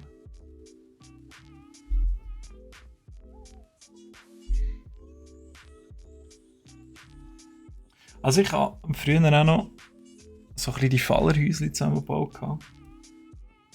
Weil mein Vater hat noch mega viel übrig gehabt, weil er mal so eine Modelleisenbahn hatte. Und ja, die sind einfach im Keller gewesen. Und die haben natürlich auch Anleitungen gehabt, aber die sind relativ simpel gewesen. Was auch Sinn macht, weil du hast ja nur irgendwelche Wände zusammenleimen, einen Balkon dran anleimen, aber es waren manchmal auch ganz, ganz kleine, feine Sachen gewesen. Das war eigentlich auch noch cool früher. Das hat da viel Spass gemacht. Da habe ich ein paar Rückenplatten übersehen. Fancy. Ich habe noch eine Rückenplatte übrig. Ich will mal schön zählen, aber es stimmt schon. Für den habe ich es richtig gemacht. Ah, weil die kommt jetzt noch.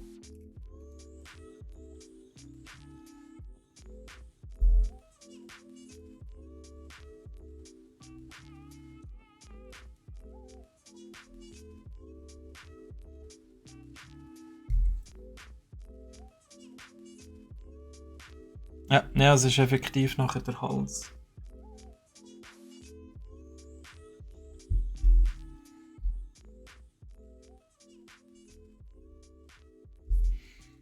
Und den Hals machen wir jetzt auch dran.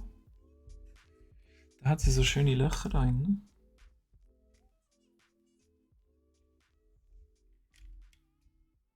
Ja, nein, so nicht. Das sollte natürlich schon haben. Das ist die Frage, wo ist das Loch? So. Da muss auch ein bisschen drüber sein, dass es so wie arretiert ist. Okay.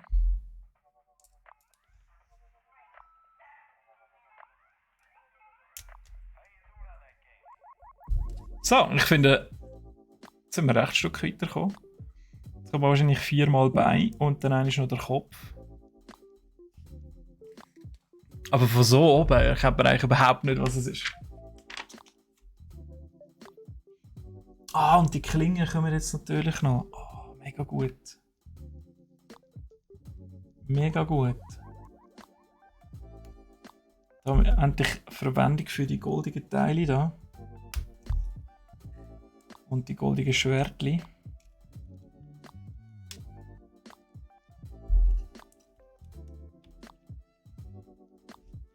Schauen, dass ich da nichts abbreche. Aber bei so Bausatzgewalt ist ja nie etwas Gutes. Also man kann es eigentlich auch sagen generell. Aber es gibt gewisse Sachen, wenn ihr irgendwann schon mal etwas do-it-yourself gemacht habt, da musst du einfach auch mal einen Ging reingeben. Festhocken.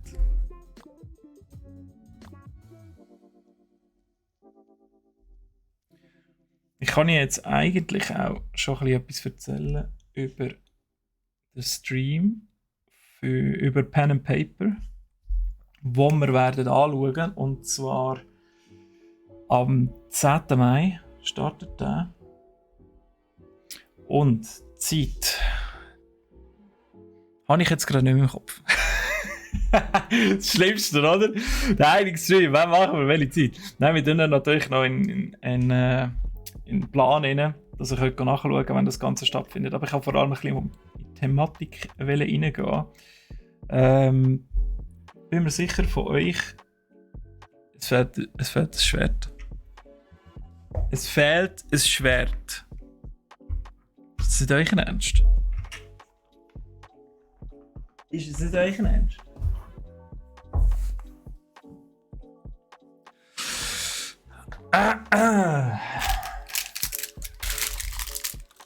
Also bitte. Bitte nicht. Also das kann es jetzt nicht sein, oder? Es fehlt eins. Es fehlt aber auch eins im Plan. Okay, alles gut. Heitere Fahne. Ja, schade. Ja, worauf habe ich auswählen? Eben Pen and Paper, 10. Mai. Wir sind ja gerade dran, das ganze Sortiment aufzubauen und online zu bringen. Es kommt eine richtig grosse Schwette rein. Pen and Paper ist alles, was sich mit dem Tabletop-Rollenspiel ein bisschen, mit dem zu tun hat, sei es Science Fiction, sei es Fantasy. Ich habe ja vorhin angetönt schon, ich bin mit Kollegen zusammen das Schwarze Auge spielen. Ich bin mit dem eigentlich das erste Mal in Berührung gekommen, dann mit Pen and Paper generell. Mein Arbeitskollege dort entführt hat und mitgenommen hat. Und das hat mich richtig geflasht. Ich war dort als Spieler, es hat mir sehr viel Spass gemacht.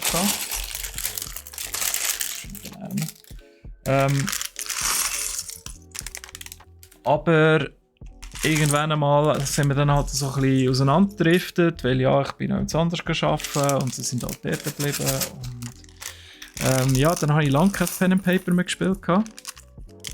Bis dann einmal vor ein paar Jahren ich andere Kollegen gefragt habe, ob sie Lust hätten, mit mir Dungeons and Dragons zu spielen.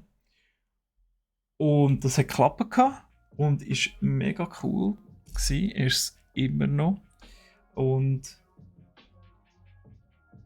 ja, ich habe dann einfach natürlich dort mega angefangen, eigene Welten zu bauen und mich sehr damit beschäftigt, ja, wie kann ich möglichst gut das Abenteuer zu erzählen. Ich weiß nicht, wer von euch schon mal Berührungspunkte gehabt hat mit Pen and Paper, also könnt es mir gerne im Chat sagen, wenn ihr auch schon mal irgendwie Dungeons and Dragons, das schwarze Auge oder irgendwie Cthulhu, Shadowrun, was auch immer gespielt habt oder immer noch spielt. Ist nämlich eine mega coole Geschichte. Man kann extrem viel miteinander leben. Es ist richtig toll, wenn man am Tisch hockt und du erzählst dann so ein bisschen von deiner Story, die du dir ausgedacht hast, aber immer nur die Einleitung, immer ganz, ganz wenig, oder? Und die Spieler dann nachher eigentlich die ganze Geschichte schreiben.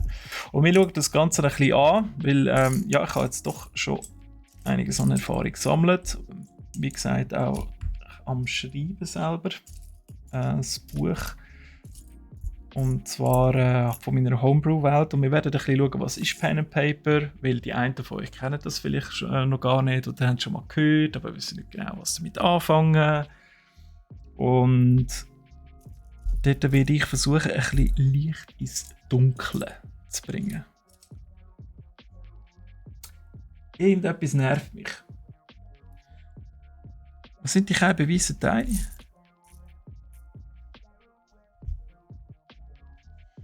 Also, ich bin ja jetzt nicht blind.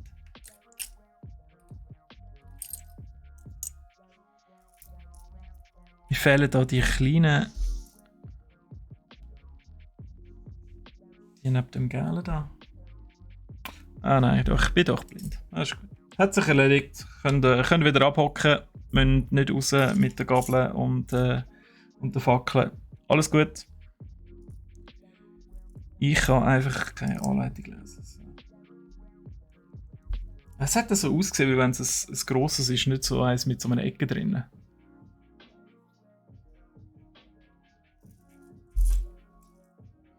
Hey, Zeki, mega cool. Freut mich extrem, wenn du dann reinschaust. Natürlich. Bin auch immer froh dann um Input. Und wenn wir da von Anfang an gerade ein bisschen Leute dabei haben, die sagen, hey, ist cool gewesen. Hey, hat mich überhaupt nicht interessiert. Ja, hilft mir das natürlich auch extrem. Wir haben, oder ich habe schon relativ viel an Content parat, dass wir da ein bisschen etwas erzählen, dass ihr etwas mitnehmen könnt, dass wir auch zusammen etwas werden machen, also in Form von einer Welt dann erschaffen.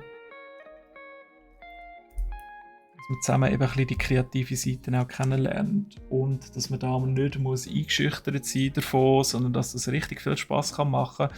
Weil eben jetzt bei D&D bin ich halt Spielleiter und nicht mehr Spieler oder Dungeon Master, wie man das so sagen.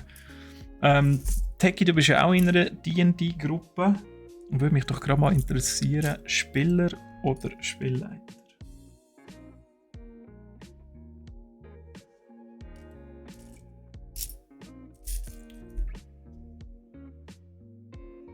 Das sieht komisch aus. Das ist voll verwirrend, das Bild für mich.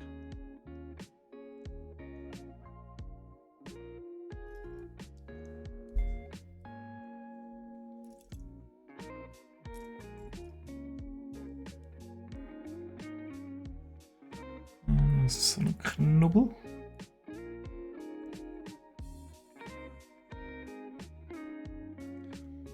Hey Spanschleimer, ja, merci dir vielmals fürs Zulegen. Mega cool, bist du da bei uns gewesen. Ich wünsche dir sehr einen guten, genieß es. Und dann hoffentlich bis nächsten Donnerstag um 11 Uhr wieder. Würde mich mega freuen. Gute Zeit wünsche ich dir.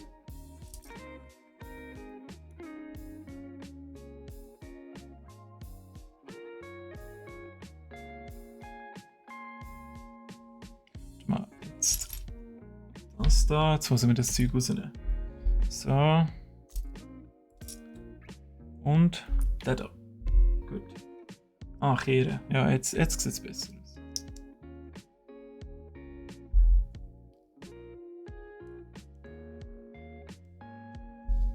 Spieler, die würde ich auch reizen.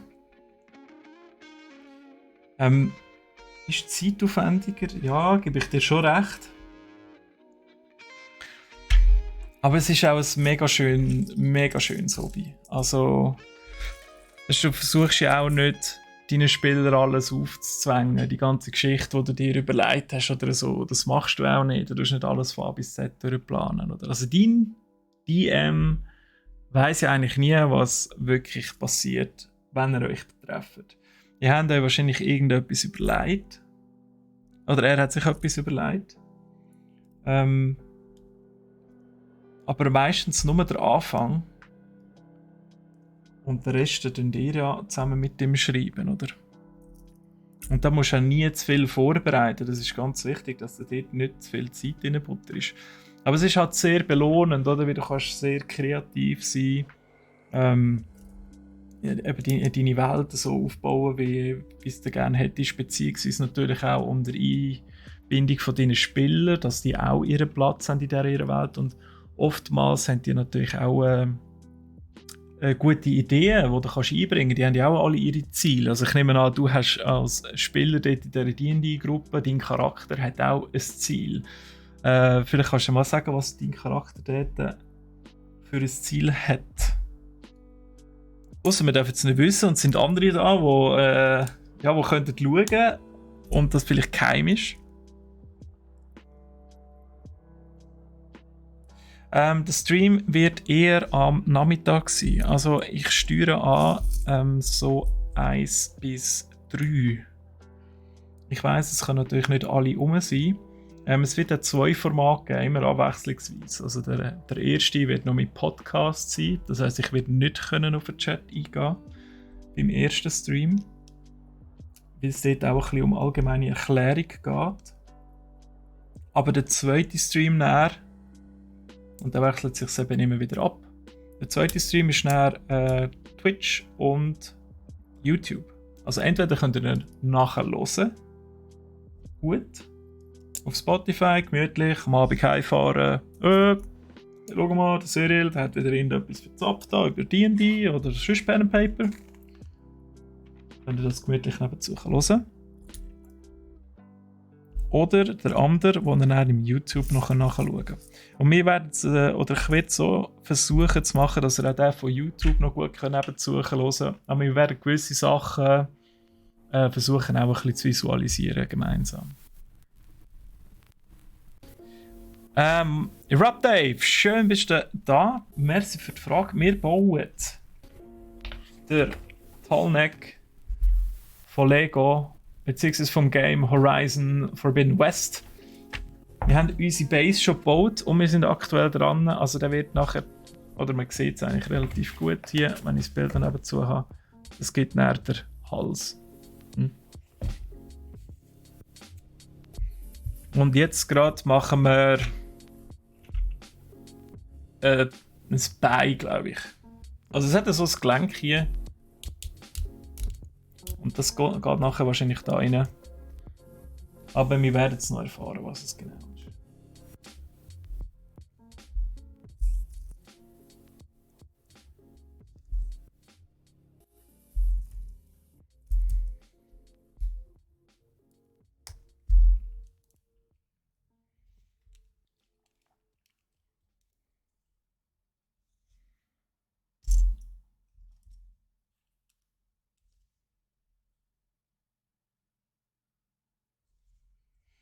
Dann eben punkto D&D-Stream werden wir am Anfang sicher ein bisschen sagen, wie das Ganze so anfängt oder anfangen könnte, welche System das so gibt, was vielleicht ein System ist für euch. Das macht jetzt aber keinen Sinn. Ah doch, so, okay. Weil es gibt ja ganz viele verschiedene und jedes Spielsystem funktioniert komplett anders wie das andere. Also es hat schon gewisse Grundmechaniken, wie einfach Würfeln oder wo gewisse Ergebnisse von einer Geschichte oder einer Handlung nachher definieren. Aber es unterscheidet sich schon sehr. Also Cthulhu ist sehr horrorgetrieben oder die Psyche spielt dort extrem viel eine grosse Rolle. Und das schwarze Auge ist halt einfach schon ewig so mit Deutsch. Sehr klassisch Fantasy. Ein bisschen weniger mit diesen ganzen Figürchen. Man kann die Schlachtfelder auch gut visualisieren, aber ist schon eher eine Ausnahme. Es hilft aber manchmal auch, man tut sehr viel mit dem Theater of the Mind, oder? Also mit der Vorstellungskraft dann arbeiten in den Köpfen der Spieler, dass sie sich das gut vorstellen können. Und das ist natürlich wichtig, dass man als Spielleiter die Umgebung sehr gut beschreiben, ohne die Spielerin wieder zu gross zu langweilen und einfach noch ein bisschen zu palavern. So wie ich das jetzt gerade mache.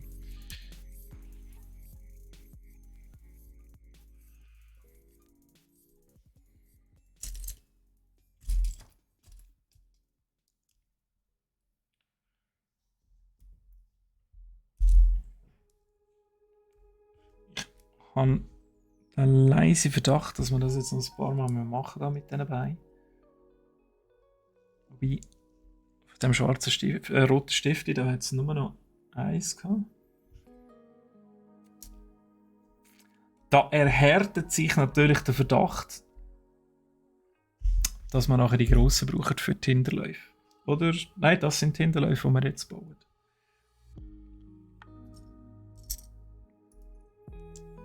Ist nicht etwas trinken da?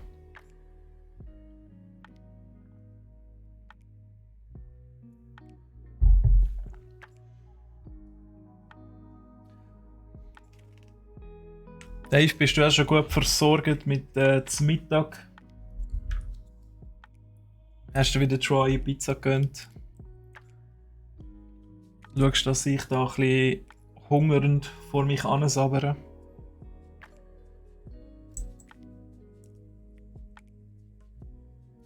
Nein, es ist natürlich nicht so schlimm. Wie gesagt, ich habe das mal vorausgestudiert und schon etwas gegessen. Damit wir da ein bisschen Zeit haben miteinander.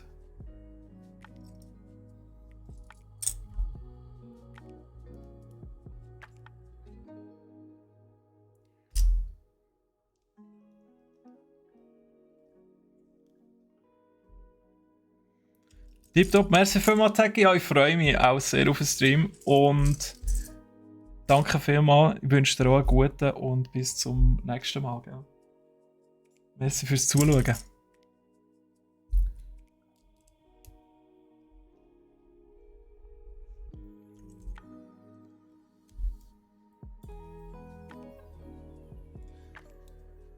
Wie langsam ins Fahrwasser da jetzt läuft. Es geht. Es geht vorwärts. Jetzt haben wir noch etwa eine halbe Stunde. Vielleicht schaffen wir es, dass der Tallneck noch steht. Das wäre jetzt wirklich cool.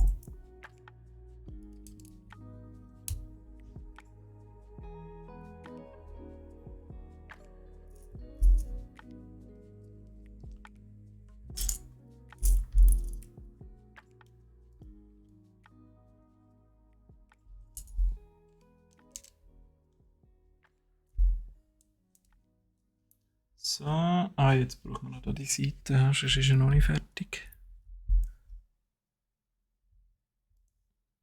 Meine Uhr will, glaubt die ganze Zeit, dass ich aufstehe und gehe laufen. Die vibriert die ganze Zeit da.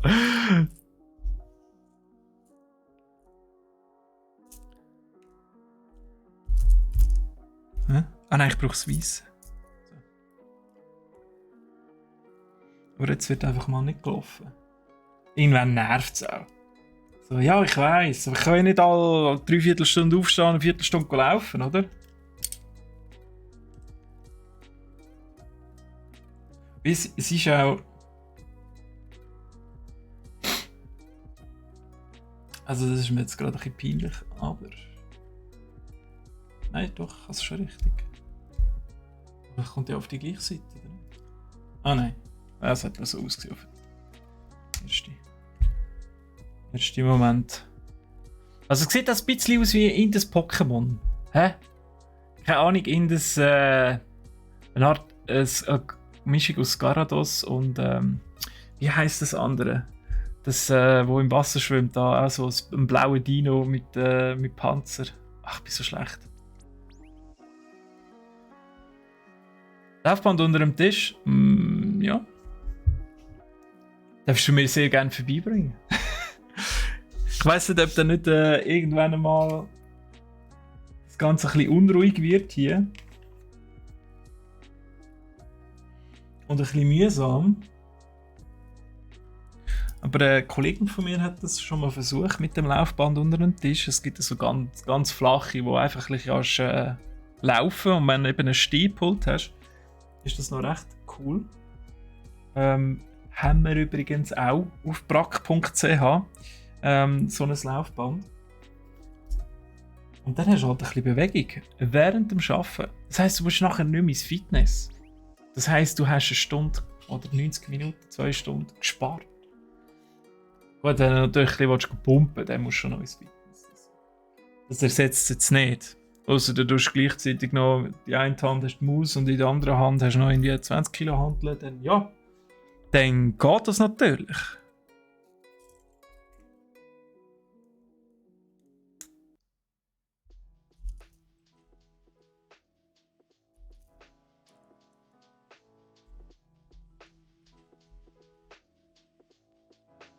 Also wenn das zweite Bein, das vordere Bein gibt, dann sieht das richtig komisch aus. Vor allem, wieso sind es jetzt so kleine Teile plötzlich? Das macht gar keinen Sinn.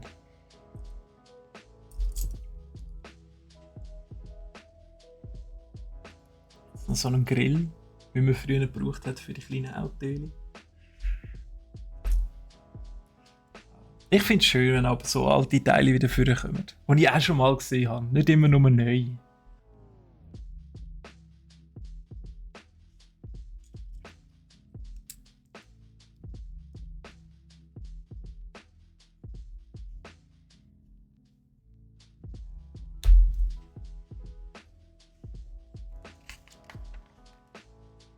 Ah, jetzt kommen wir zu dem da.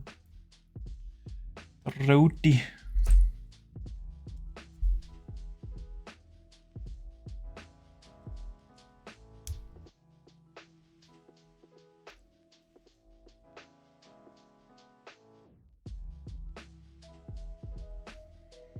Und das ist schön. Jetzt machen wir da wenigstens noch in dem Gelenk hier zu und noch so eine Scheibe da drauf. Also, das wird man jetzt wahrscheinlich nicht gross sehen, aber es sind eben so ganz kleine Details, die ich wichtig finde. Dass es so komplett und abgeschlossen halt aussieht.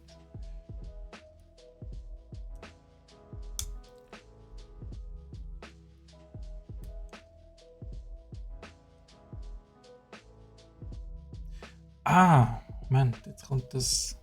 Das ist immer noch das gleiche Bein. Okay. Okay. Interessant. Also, wie kommt jetzt das da an? Moment. Also, das sieht komplett aus. Und dann kommt es da so in das Gelenk da rein. Okay. Ja, also der hebt jetzt definitiv ab da. Wie so lang Hals.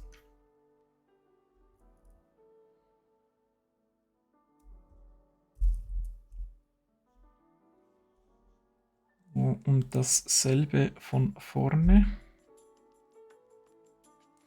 Ja, also wahrscheinlich wird er nicht mehr stehen. Aber auf den Hinterläufen kann er vielleicht stehen. Dann haben wir halt heute nicht Langhals, Brontosaurus-mäßig, sondern T-Rex. Nur auf den Hinterläufen. Aber da sind ihr ja auch nicht verrückt mit mir, oder?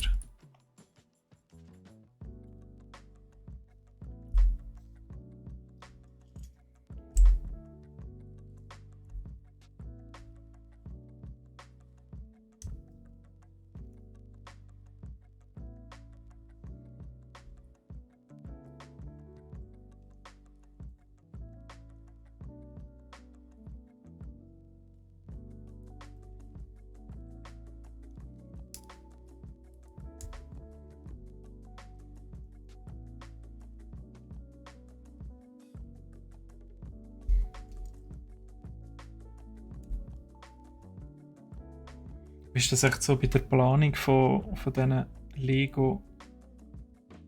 Ich glaube, das habe ich letztes Mal schon angesprochen, oder? Und die anhocken und so ein Lego-Teil designen. Dann haben die ja wahrscheinlich irgendwie so ein 3D-Modul-Software, wo sie können alles zusammenklatschen können. Aber dann gibt es zwischendurch gleich Teile, die es noch nicht gibt. Und ja, wie entscheidest du nachher, wo welches ankommt, weil dass es braucht und so. Ich fände das schon noch interessant, mal den Planungsprozess zu sehen, dass man da nachvollziehen kann, was für eine Arbeit dahinter steckt.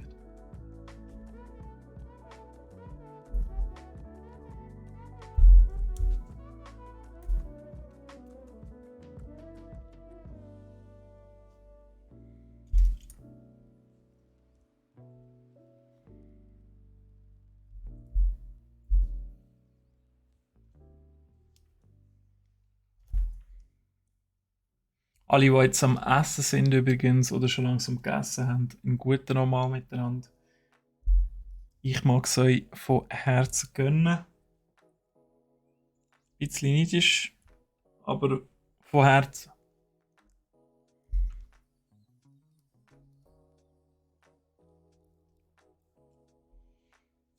So, okay.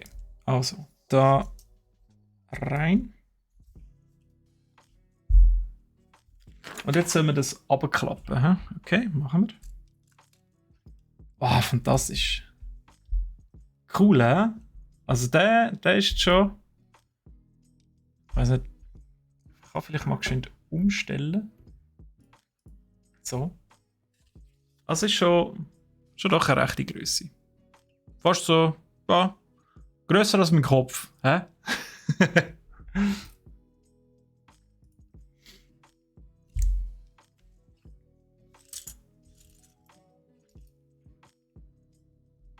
Dann kommen jetzt noch die Füße.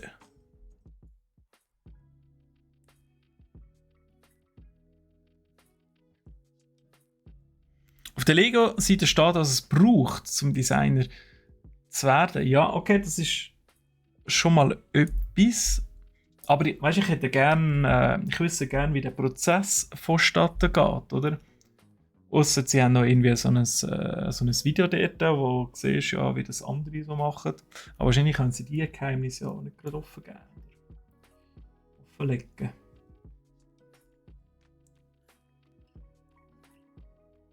Die erste Probe ist, einen kleinen Kopf innerhalb von 4 Stunden hinzubringen. Also das 3D-Modell von dem zu machen, nehme ich an.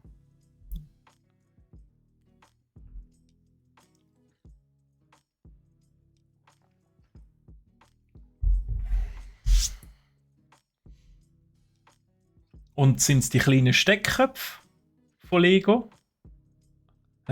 Ein Kopf? Also dann sind es nicht die kleinen Steckköpfe, oder? Weil in 4 Stunden habe ich definitiv so einen kleinen Steckkopf auf seinen Körper draufgesetzt. Also das schaffe ich. Da könnt ihr euch auf mich verlassen. Das packe ich. Das habe ich ja mit der Alloy schon mal bewiesen. Nein. Also wir reden da eher von den grossen Köpfen, wie, keine Ahnung. Also wenn ich jetzt als Vergleich einfach mal den Helm nehme vom Mandalorian oder vom Luke. So in dieser Proportion. Einfach halt nicht der Helm, sondern der Kopf.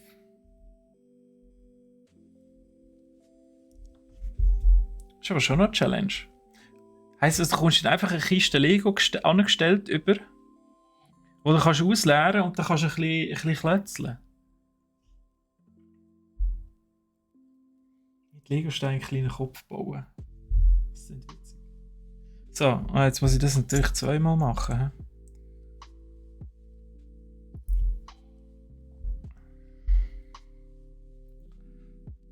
Ich hätte ja nur einen Fuß.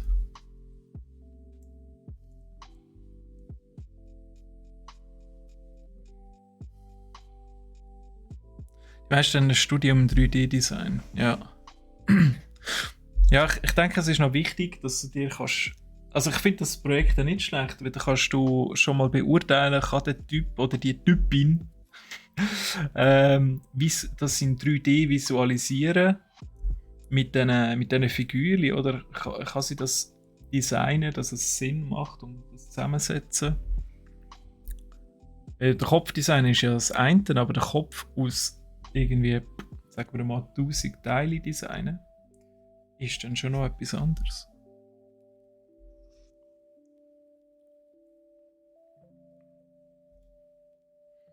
Ja, es ist wahrscheinlich wirklich nicht so einfach.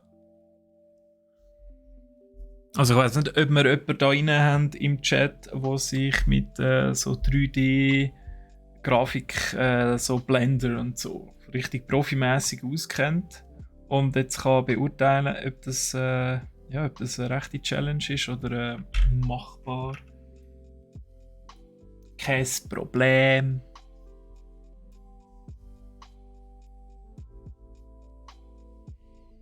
Da fehlt noch etwas. Also da fehlt jetzt wirklich etwas. Wieder einmal ein Style, aber das wird nicht mehr gross erwähnt. So. Muss ja noch irgendwo reinstecken.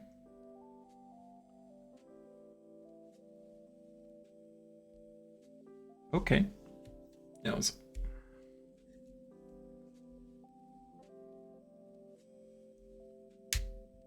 Das ist schon effektiv dafür so Kugelgewinn gemacht. Das hat eben ausgesehen wie so eine Klammer, aber es ist schon für die Kugeln ausgelegt, dass man die auf die Seite kann tun und auf und ab. Aber ja, also der wird jetzt da. Also der steht definitiv noch nicht. Der steht definitiv noch nicht. Kamera, hallo? Ja, fantastisch, danke vielmals. Kamera. Kein Bock mehr. Wollt nicht mehr im Fokus bleiben, okay.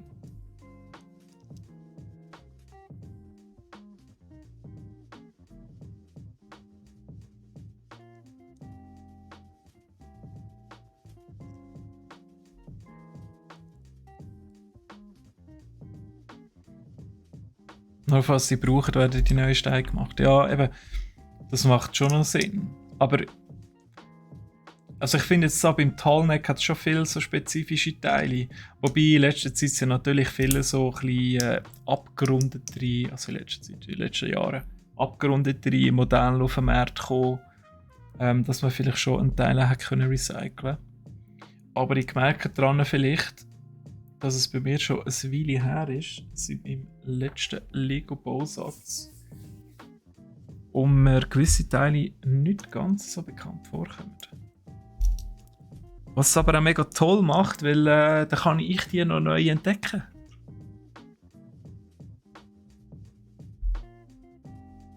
So, okay. Jetzt kommen noch da die Schienbeine. Oder die Oberschenkel. Das sieht nicht richtig aus.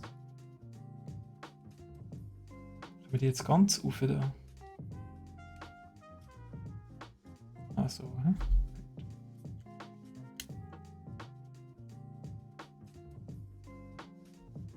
Und da unten hat es auch noch für Beine etwas.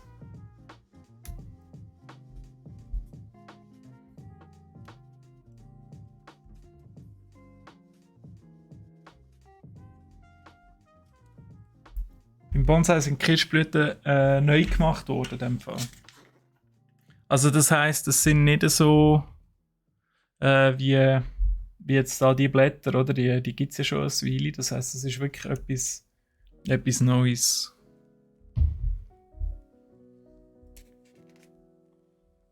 Die Blätter, die kenne ich auch noch. Jetzt gibt es noch. Jetzt haben wir noch 2 Packs. 7 und 8. Und dann haben wir den. Es hat da wieder Teile übrig. Das ist bislang aber immer so gewesen jetzt. Es ist wirklich einfach noch so ein bisschen Kleinteilreserve. Aber wir haben keine Angst, das ist schön auf die Seite. Sie werden nicht eingesaugt. Pinkige Frösche. Haben sie noch Duftstoff dran, dass es so ein bisschen nach Kirschblüten schmeckt? Das wär's doch, oder? die Teile und sie schmecken noch. Es gibt doch auch, was ist jetzt das? Irgendwelche so Produkte, die so schmecken, wo du kannst so an einem kleinen Punkt ein bisschen reiben und dann schmeckt sie. Also lang schmeckt es nicht, aber so out of the box eigentlich noch eine coole Sache. Ich glaube bei so Duftkerzen-Zeugs nicht, dass ich jemals eine gekauft hätte. Aber. Oder Duftstäbchen. Dort gibt es das. Und ja, Duftstäbchen habe ich schon ein bisschen kaufen. Fürs Geschäft.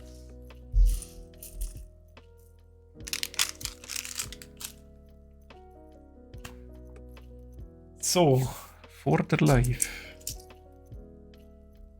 Dasselbe Spiel nochmals. Sie schmecken nicht. Wie gross ist die Enttäuschung bei dir? Tapetenhemd ist sie wahrscheinlich riesig gewesen. Hast du heute noch damit zu kämpfen? Brauchst du Hilfe?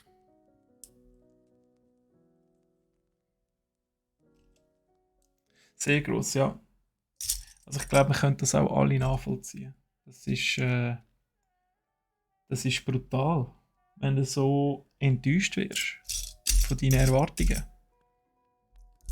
Hm? Das ist so wie, wenn du hörst, es gibt einen neuen Batman-Film und der ist mit dem Robert Pattinson.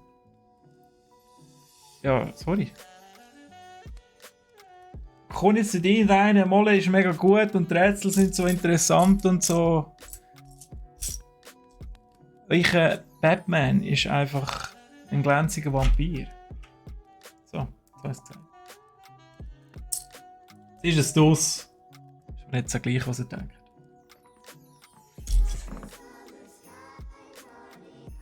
Und ja, ich musste es schauen. Es verfolgt mich bis heute.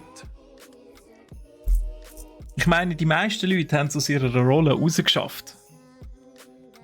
Aber Robert Pattinson wird einfach immer der glänzige Vampir sein. Okay. Andere Geschichte, ich wollte ja nicht noch, dass ihr auf mich loskommt. Für all die Fans da außen von bis zum Morgengrauen und noch und nöcher.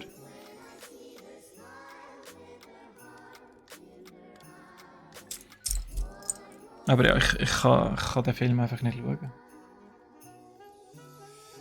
Das wird nicht passieren.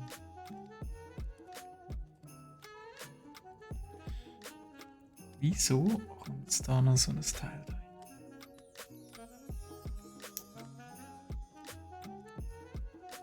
Das siehst du ja eh nicht. Also das siehst du jetzt da wirklich nicht. Ah, das ist, damit es besser hebt. Okay. Ich habe nichts gesagt. Twilight habe ich schauen. Der neue Batman tue ich mir darum nicht an. Ja, kann man sich darum eine Meinung bilden? Wenn der Schauspieler, der Hauptdarsteller, einem so nicht zusagt, ich denke, dann muss man ihn nicht schauen.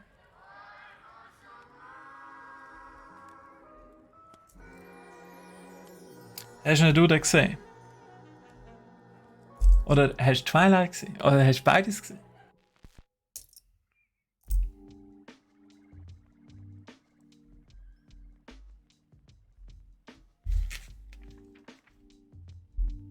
Das ist wie der Elijah Wood. Das ist auch einfach der Frodo. Wobei er hat schon ein paar Filme gehabt, wo ihm die Rolle nachher gleich abgekauft hast. Aber dort ist nicht die abgrundtiefe Abneigung dahinter. Wahrscheinlich ist das ausschlaggebend. Bei mir. Ich könnte ihn ja gerne haben.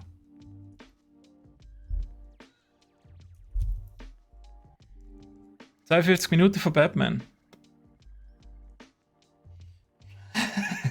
In dem Fall hast du nicht fertig geschaut, hä? Was war ausschlaggebend gewesen, dass du nicht fertig geschaut hast?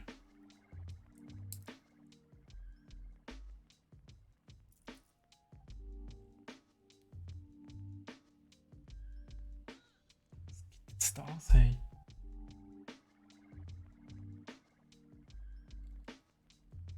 Ich muss das Gelenk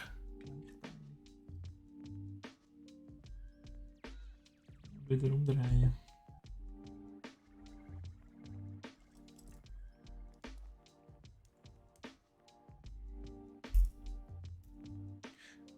Twilight hast du den ersten Film noch gesehen? Okay.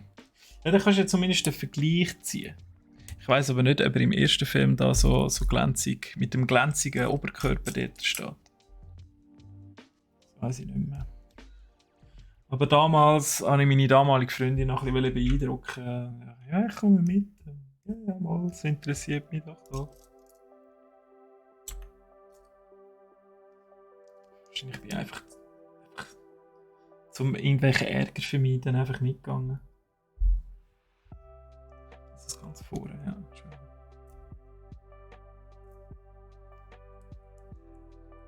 Einfach zu langweilig. Das ist schon so eine grosse Franchise.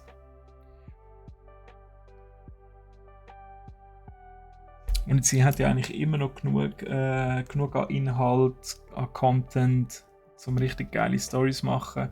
Irgendwann sind natürlich die ganzen Schurken, sind langsam ein bisschen durch. Muss man wieder warten, bis es neue gibt. Aber Content gibt es auf jeden Fall genug.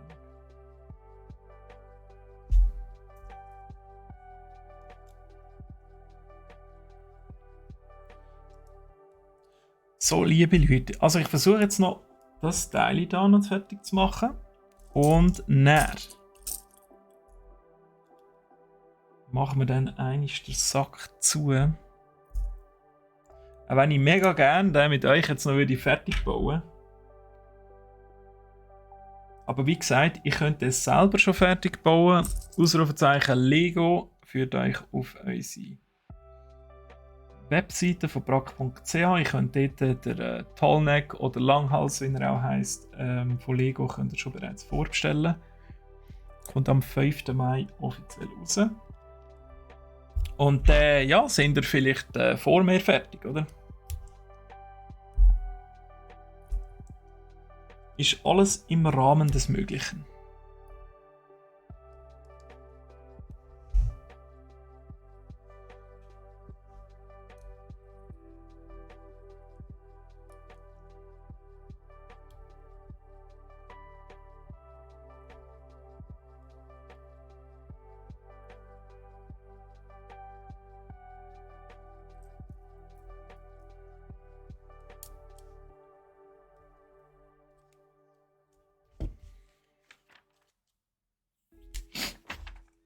Ja, und dann machen wir noch fertig und dann tun wir den noch dort hin. So.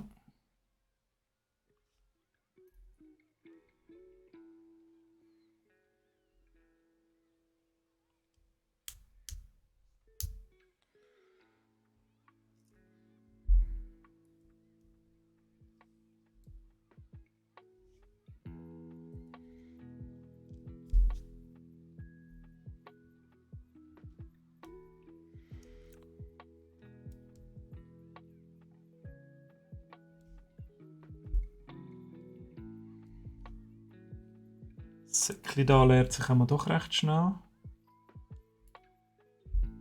Ist immer schön. Da hat man das Gefühl, man hat ein bisschen etwas gemacht.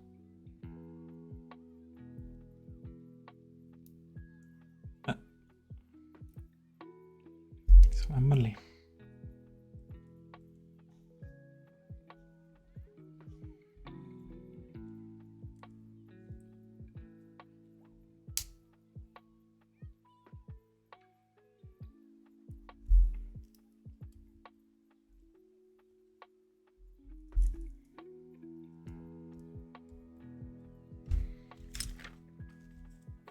Yes, jetzt haben wir es da.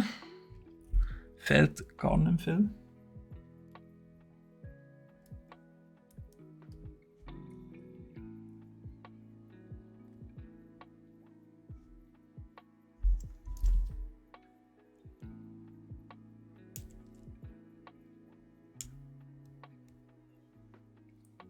jetzt so.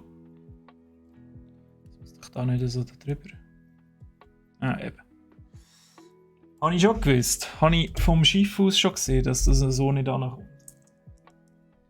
Bin ja Profi. Ja, langjähriger Lego-Profi. Ich weiss das.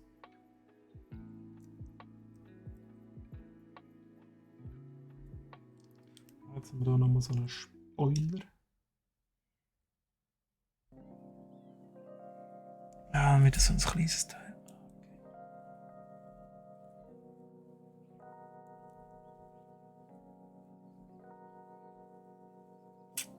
Und das kommt da oben an. Okay. Ja, also schön der Vorderlauf. Und dann können wir jetzt nämlich auch noch dran anklicken. Jetzt mal schauen, dass ich das richtig mache. So. Und dann kommt der da runter.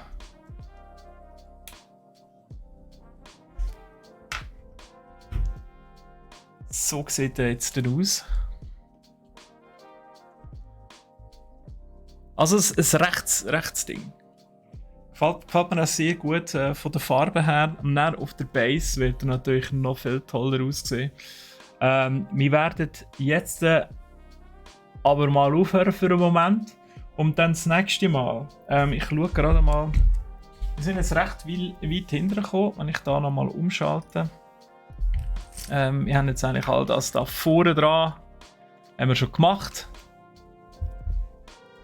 Also etwa gut 2/3 und hinten dran kommen nachher nur noch der zweite Vorderlauf plus die 2 Füße und der Kopf noch dazu.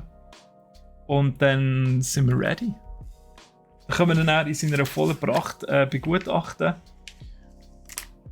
So wird dann auch aussehen, oder? Auf der Packung haben wir es dann auch noch gesehen. Und da freue ich mich sehr auf den nächsten Donnerstag mit euch nochmal ein bisschen weiterzumachen an unserem Tallneck, an unserem Langhals. Wie gesagt, auf brach.ch könnt ihr ihn bereits vorbestellen, kommt am 5. Mai offiziell raus.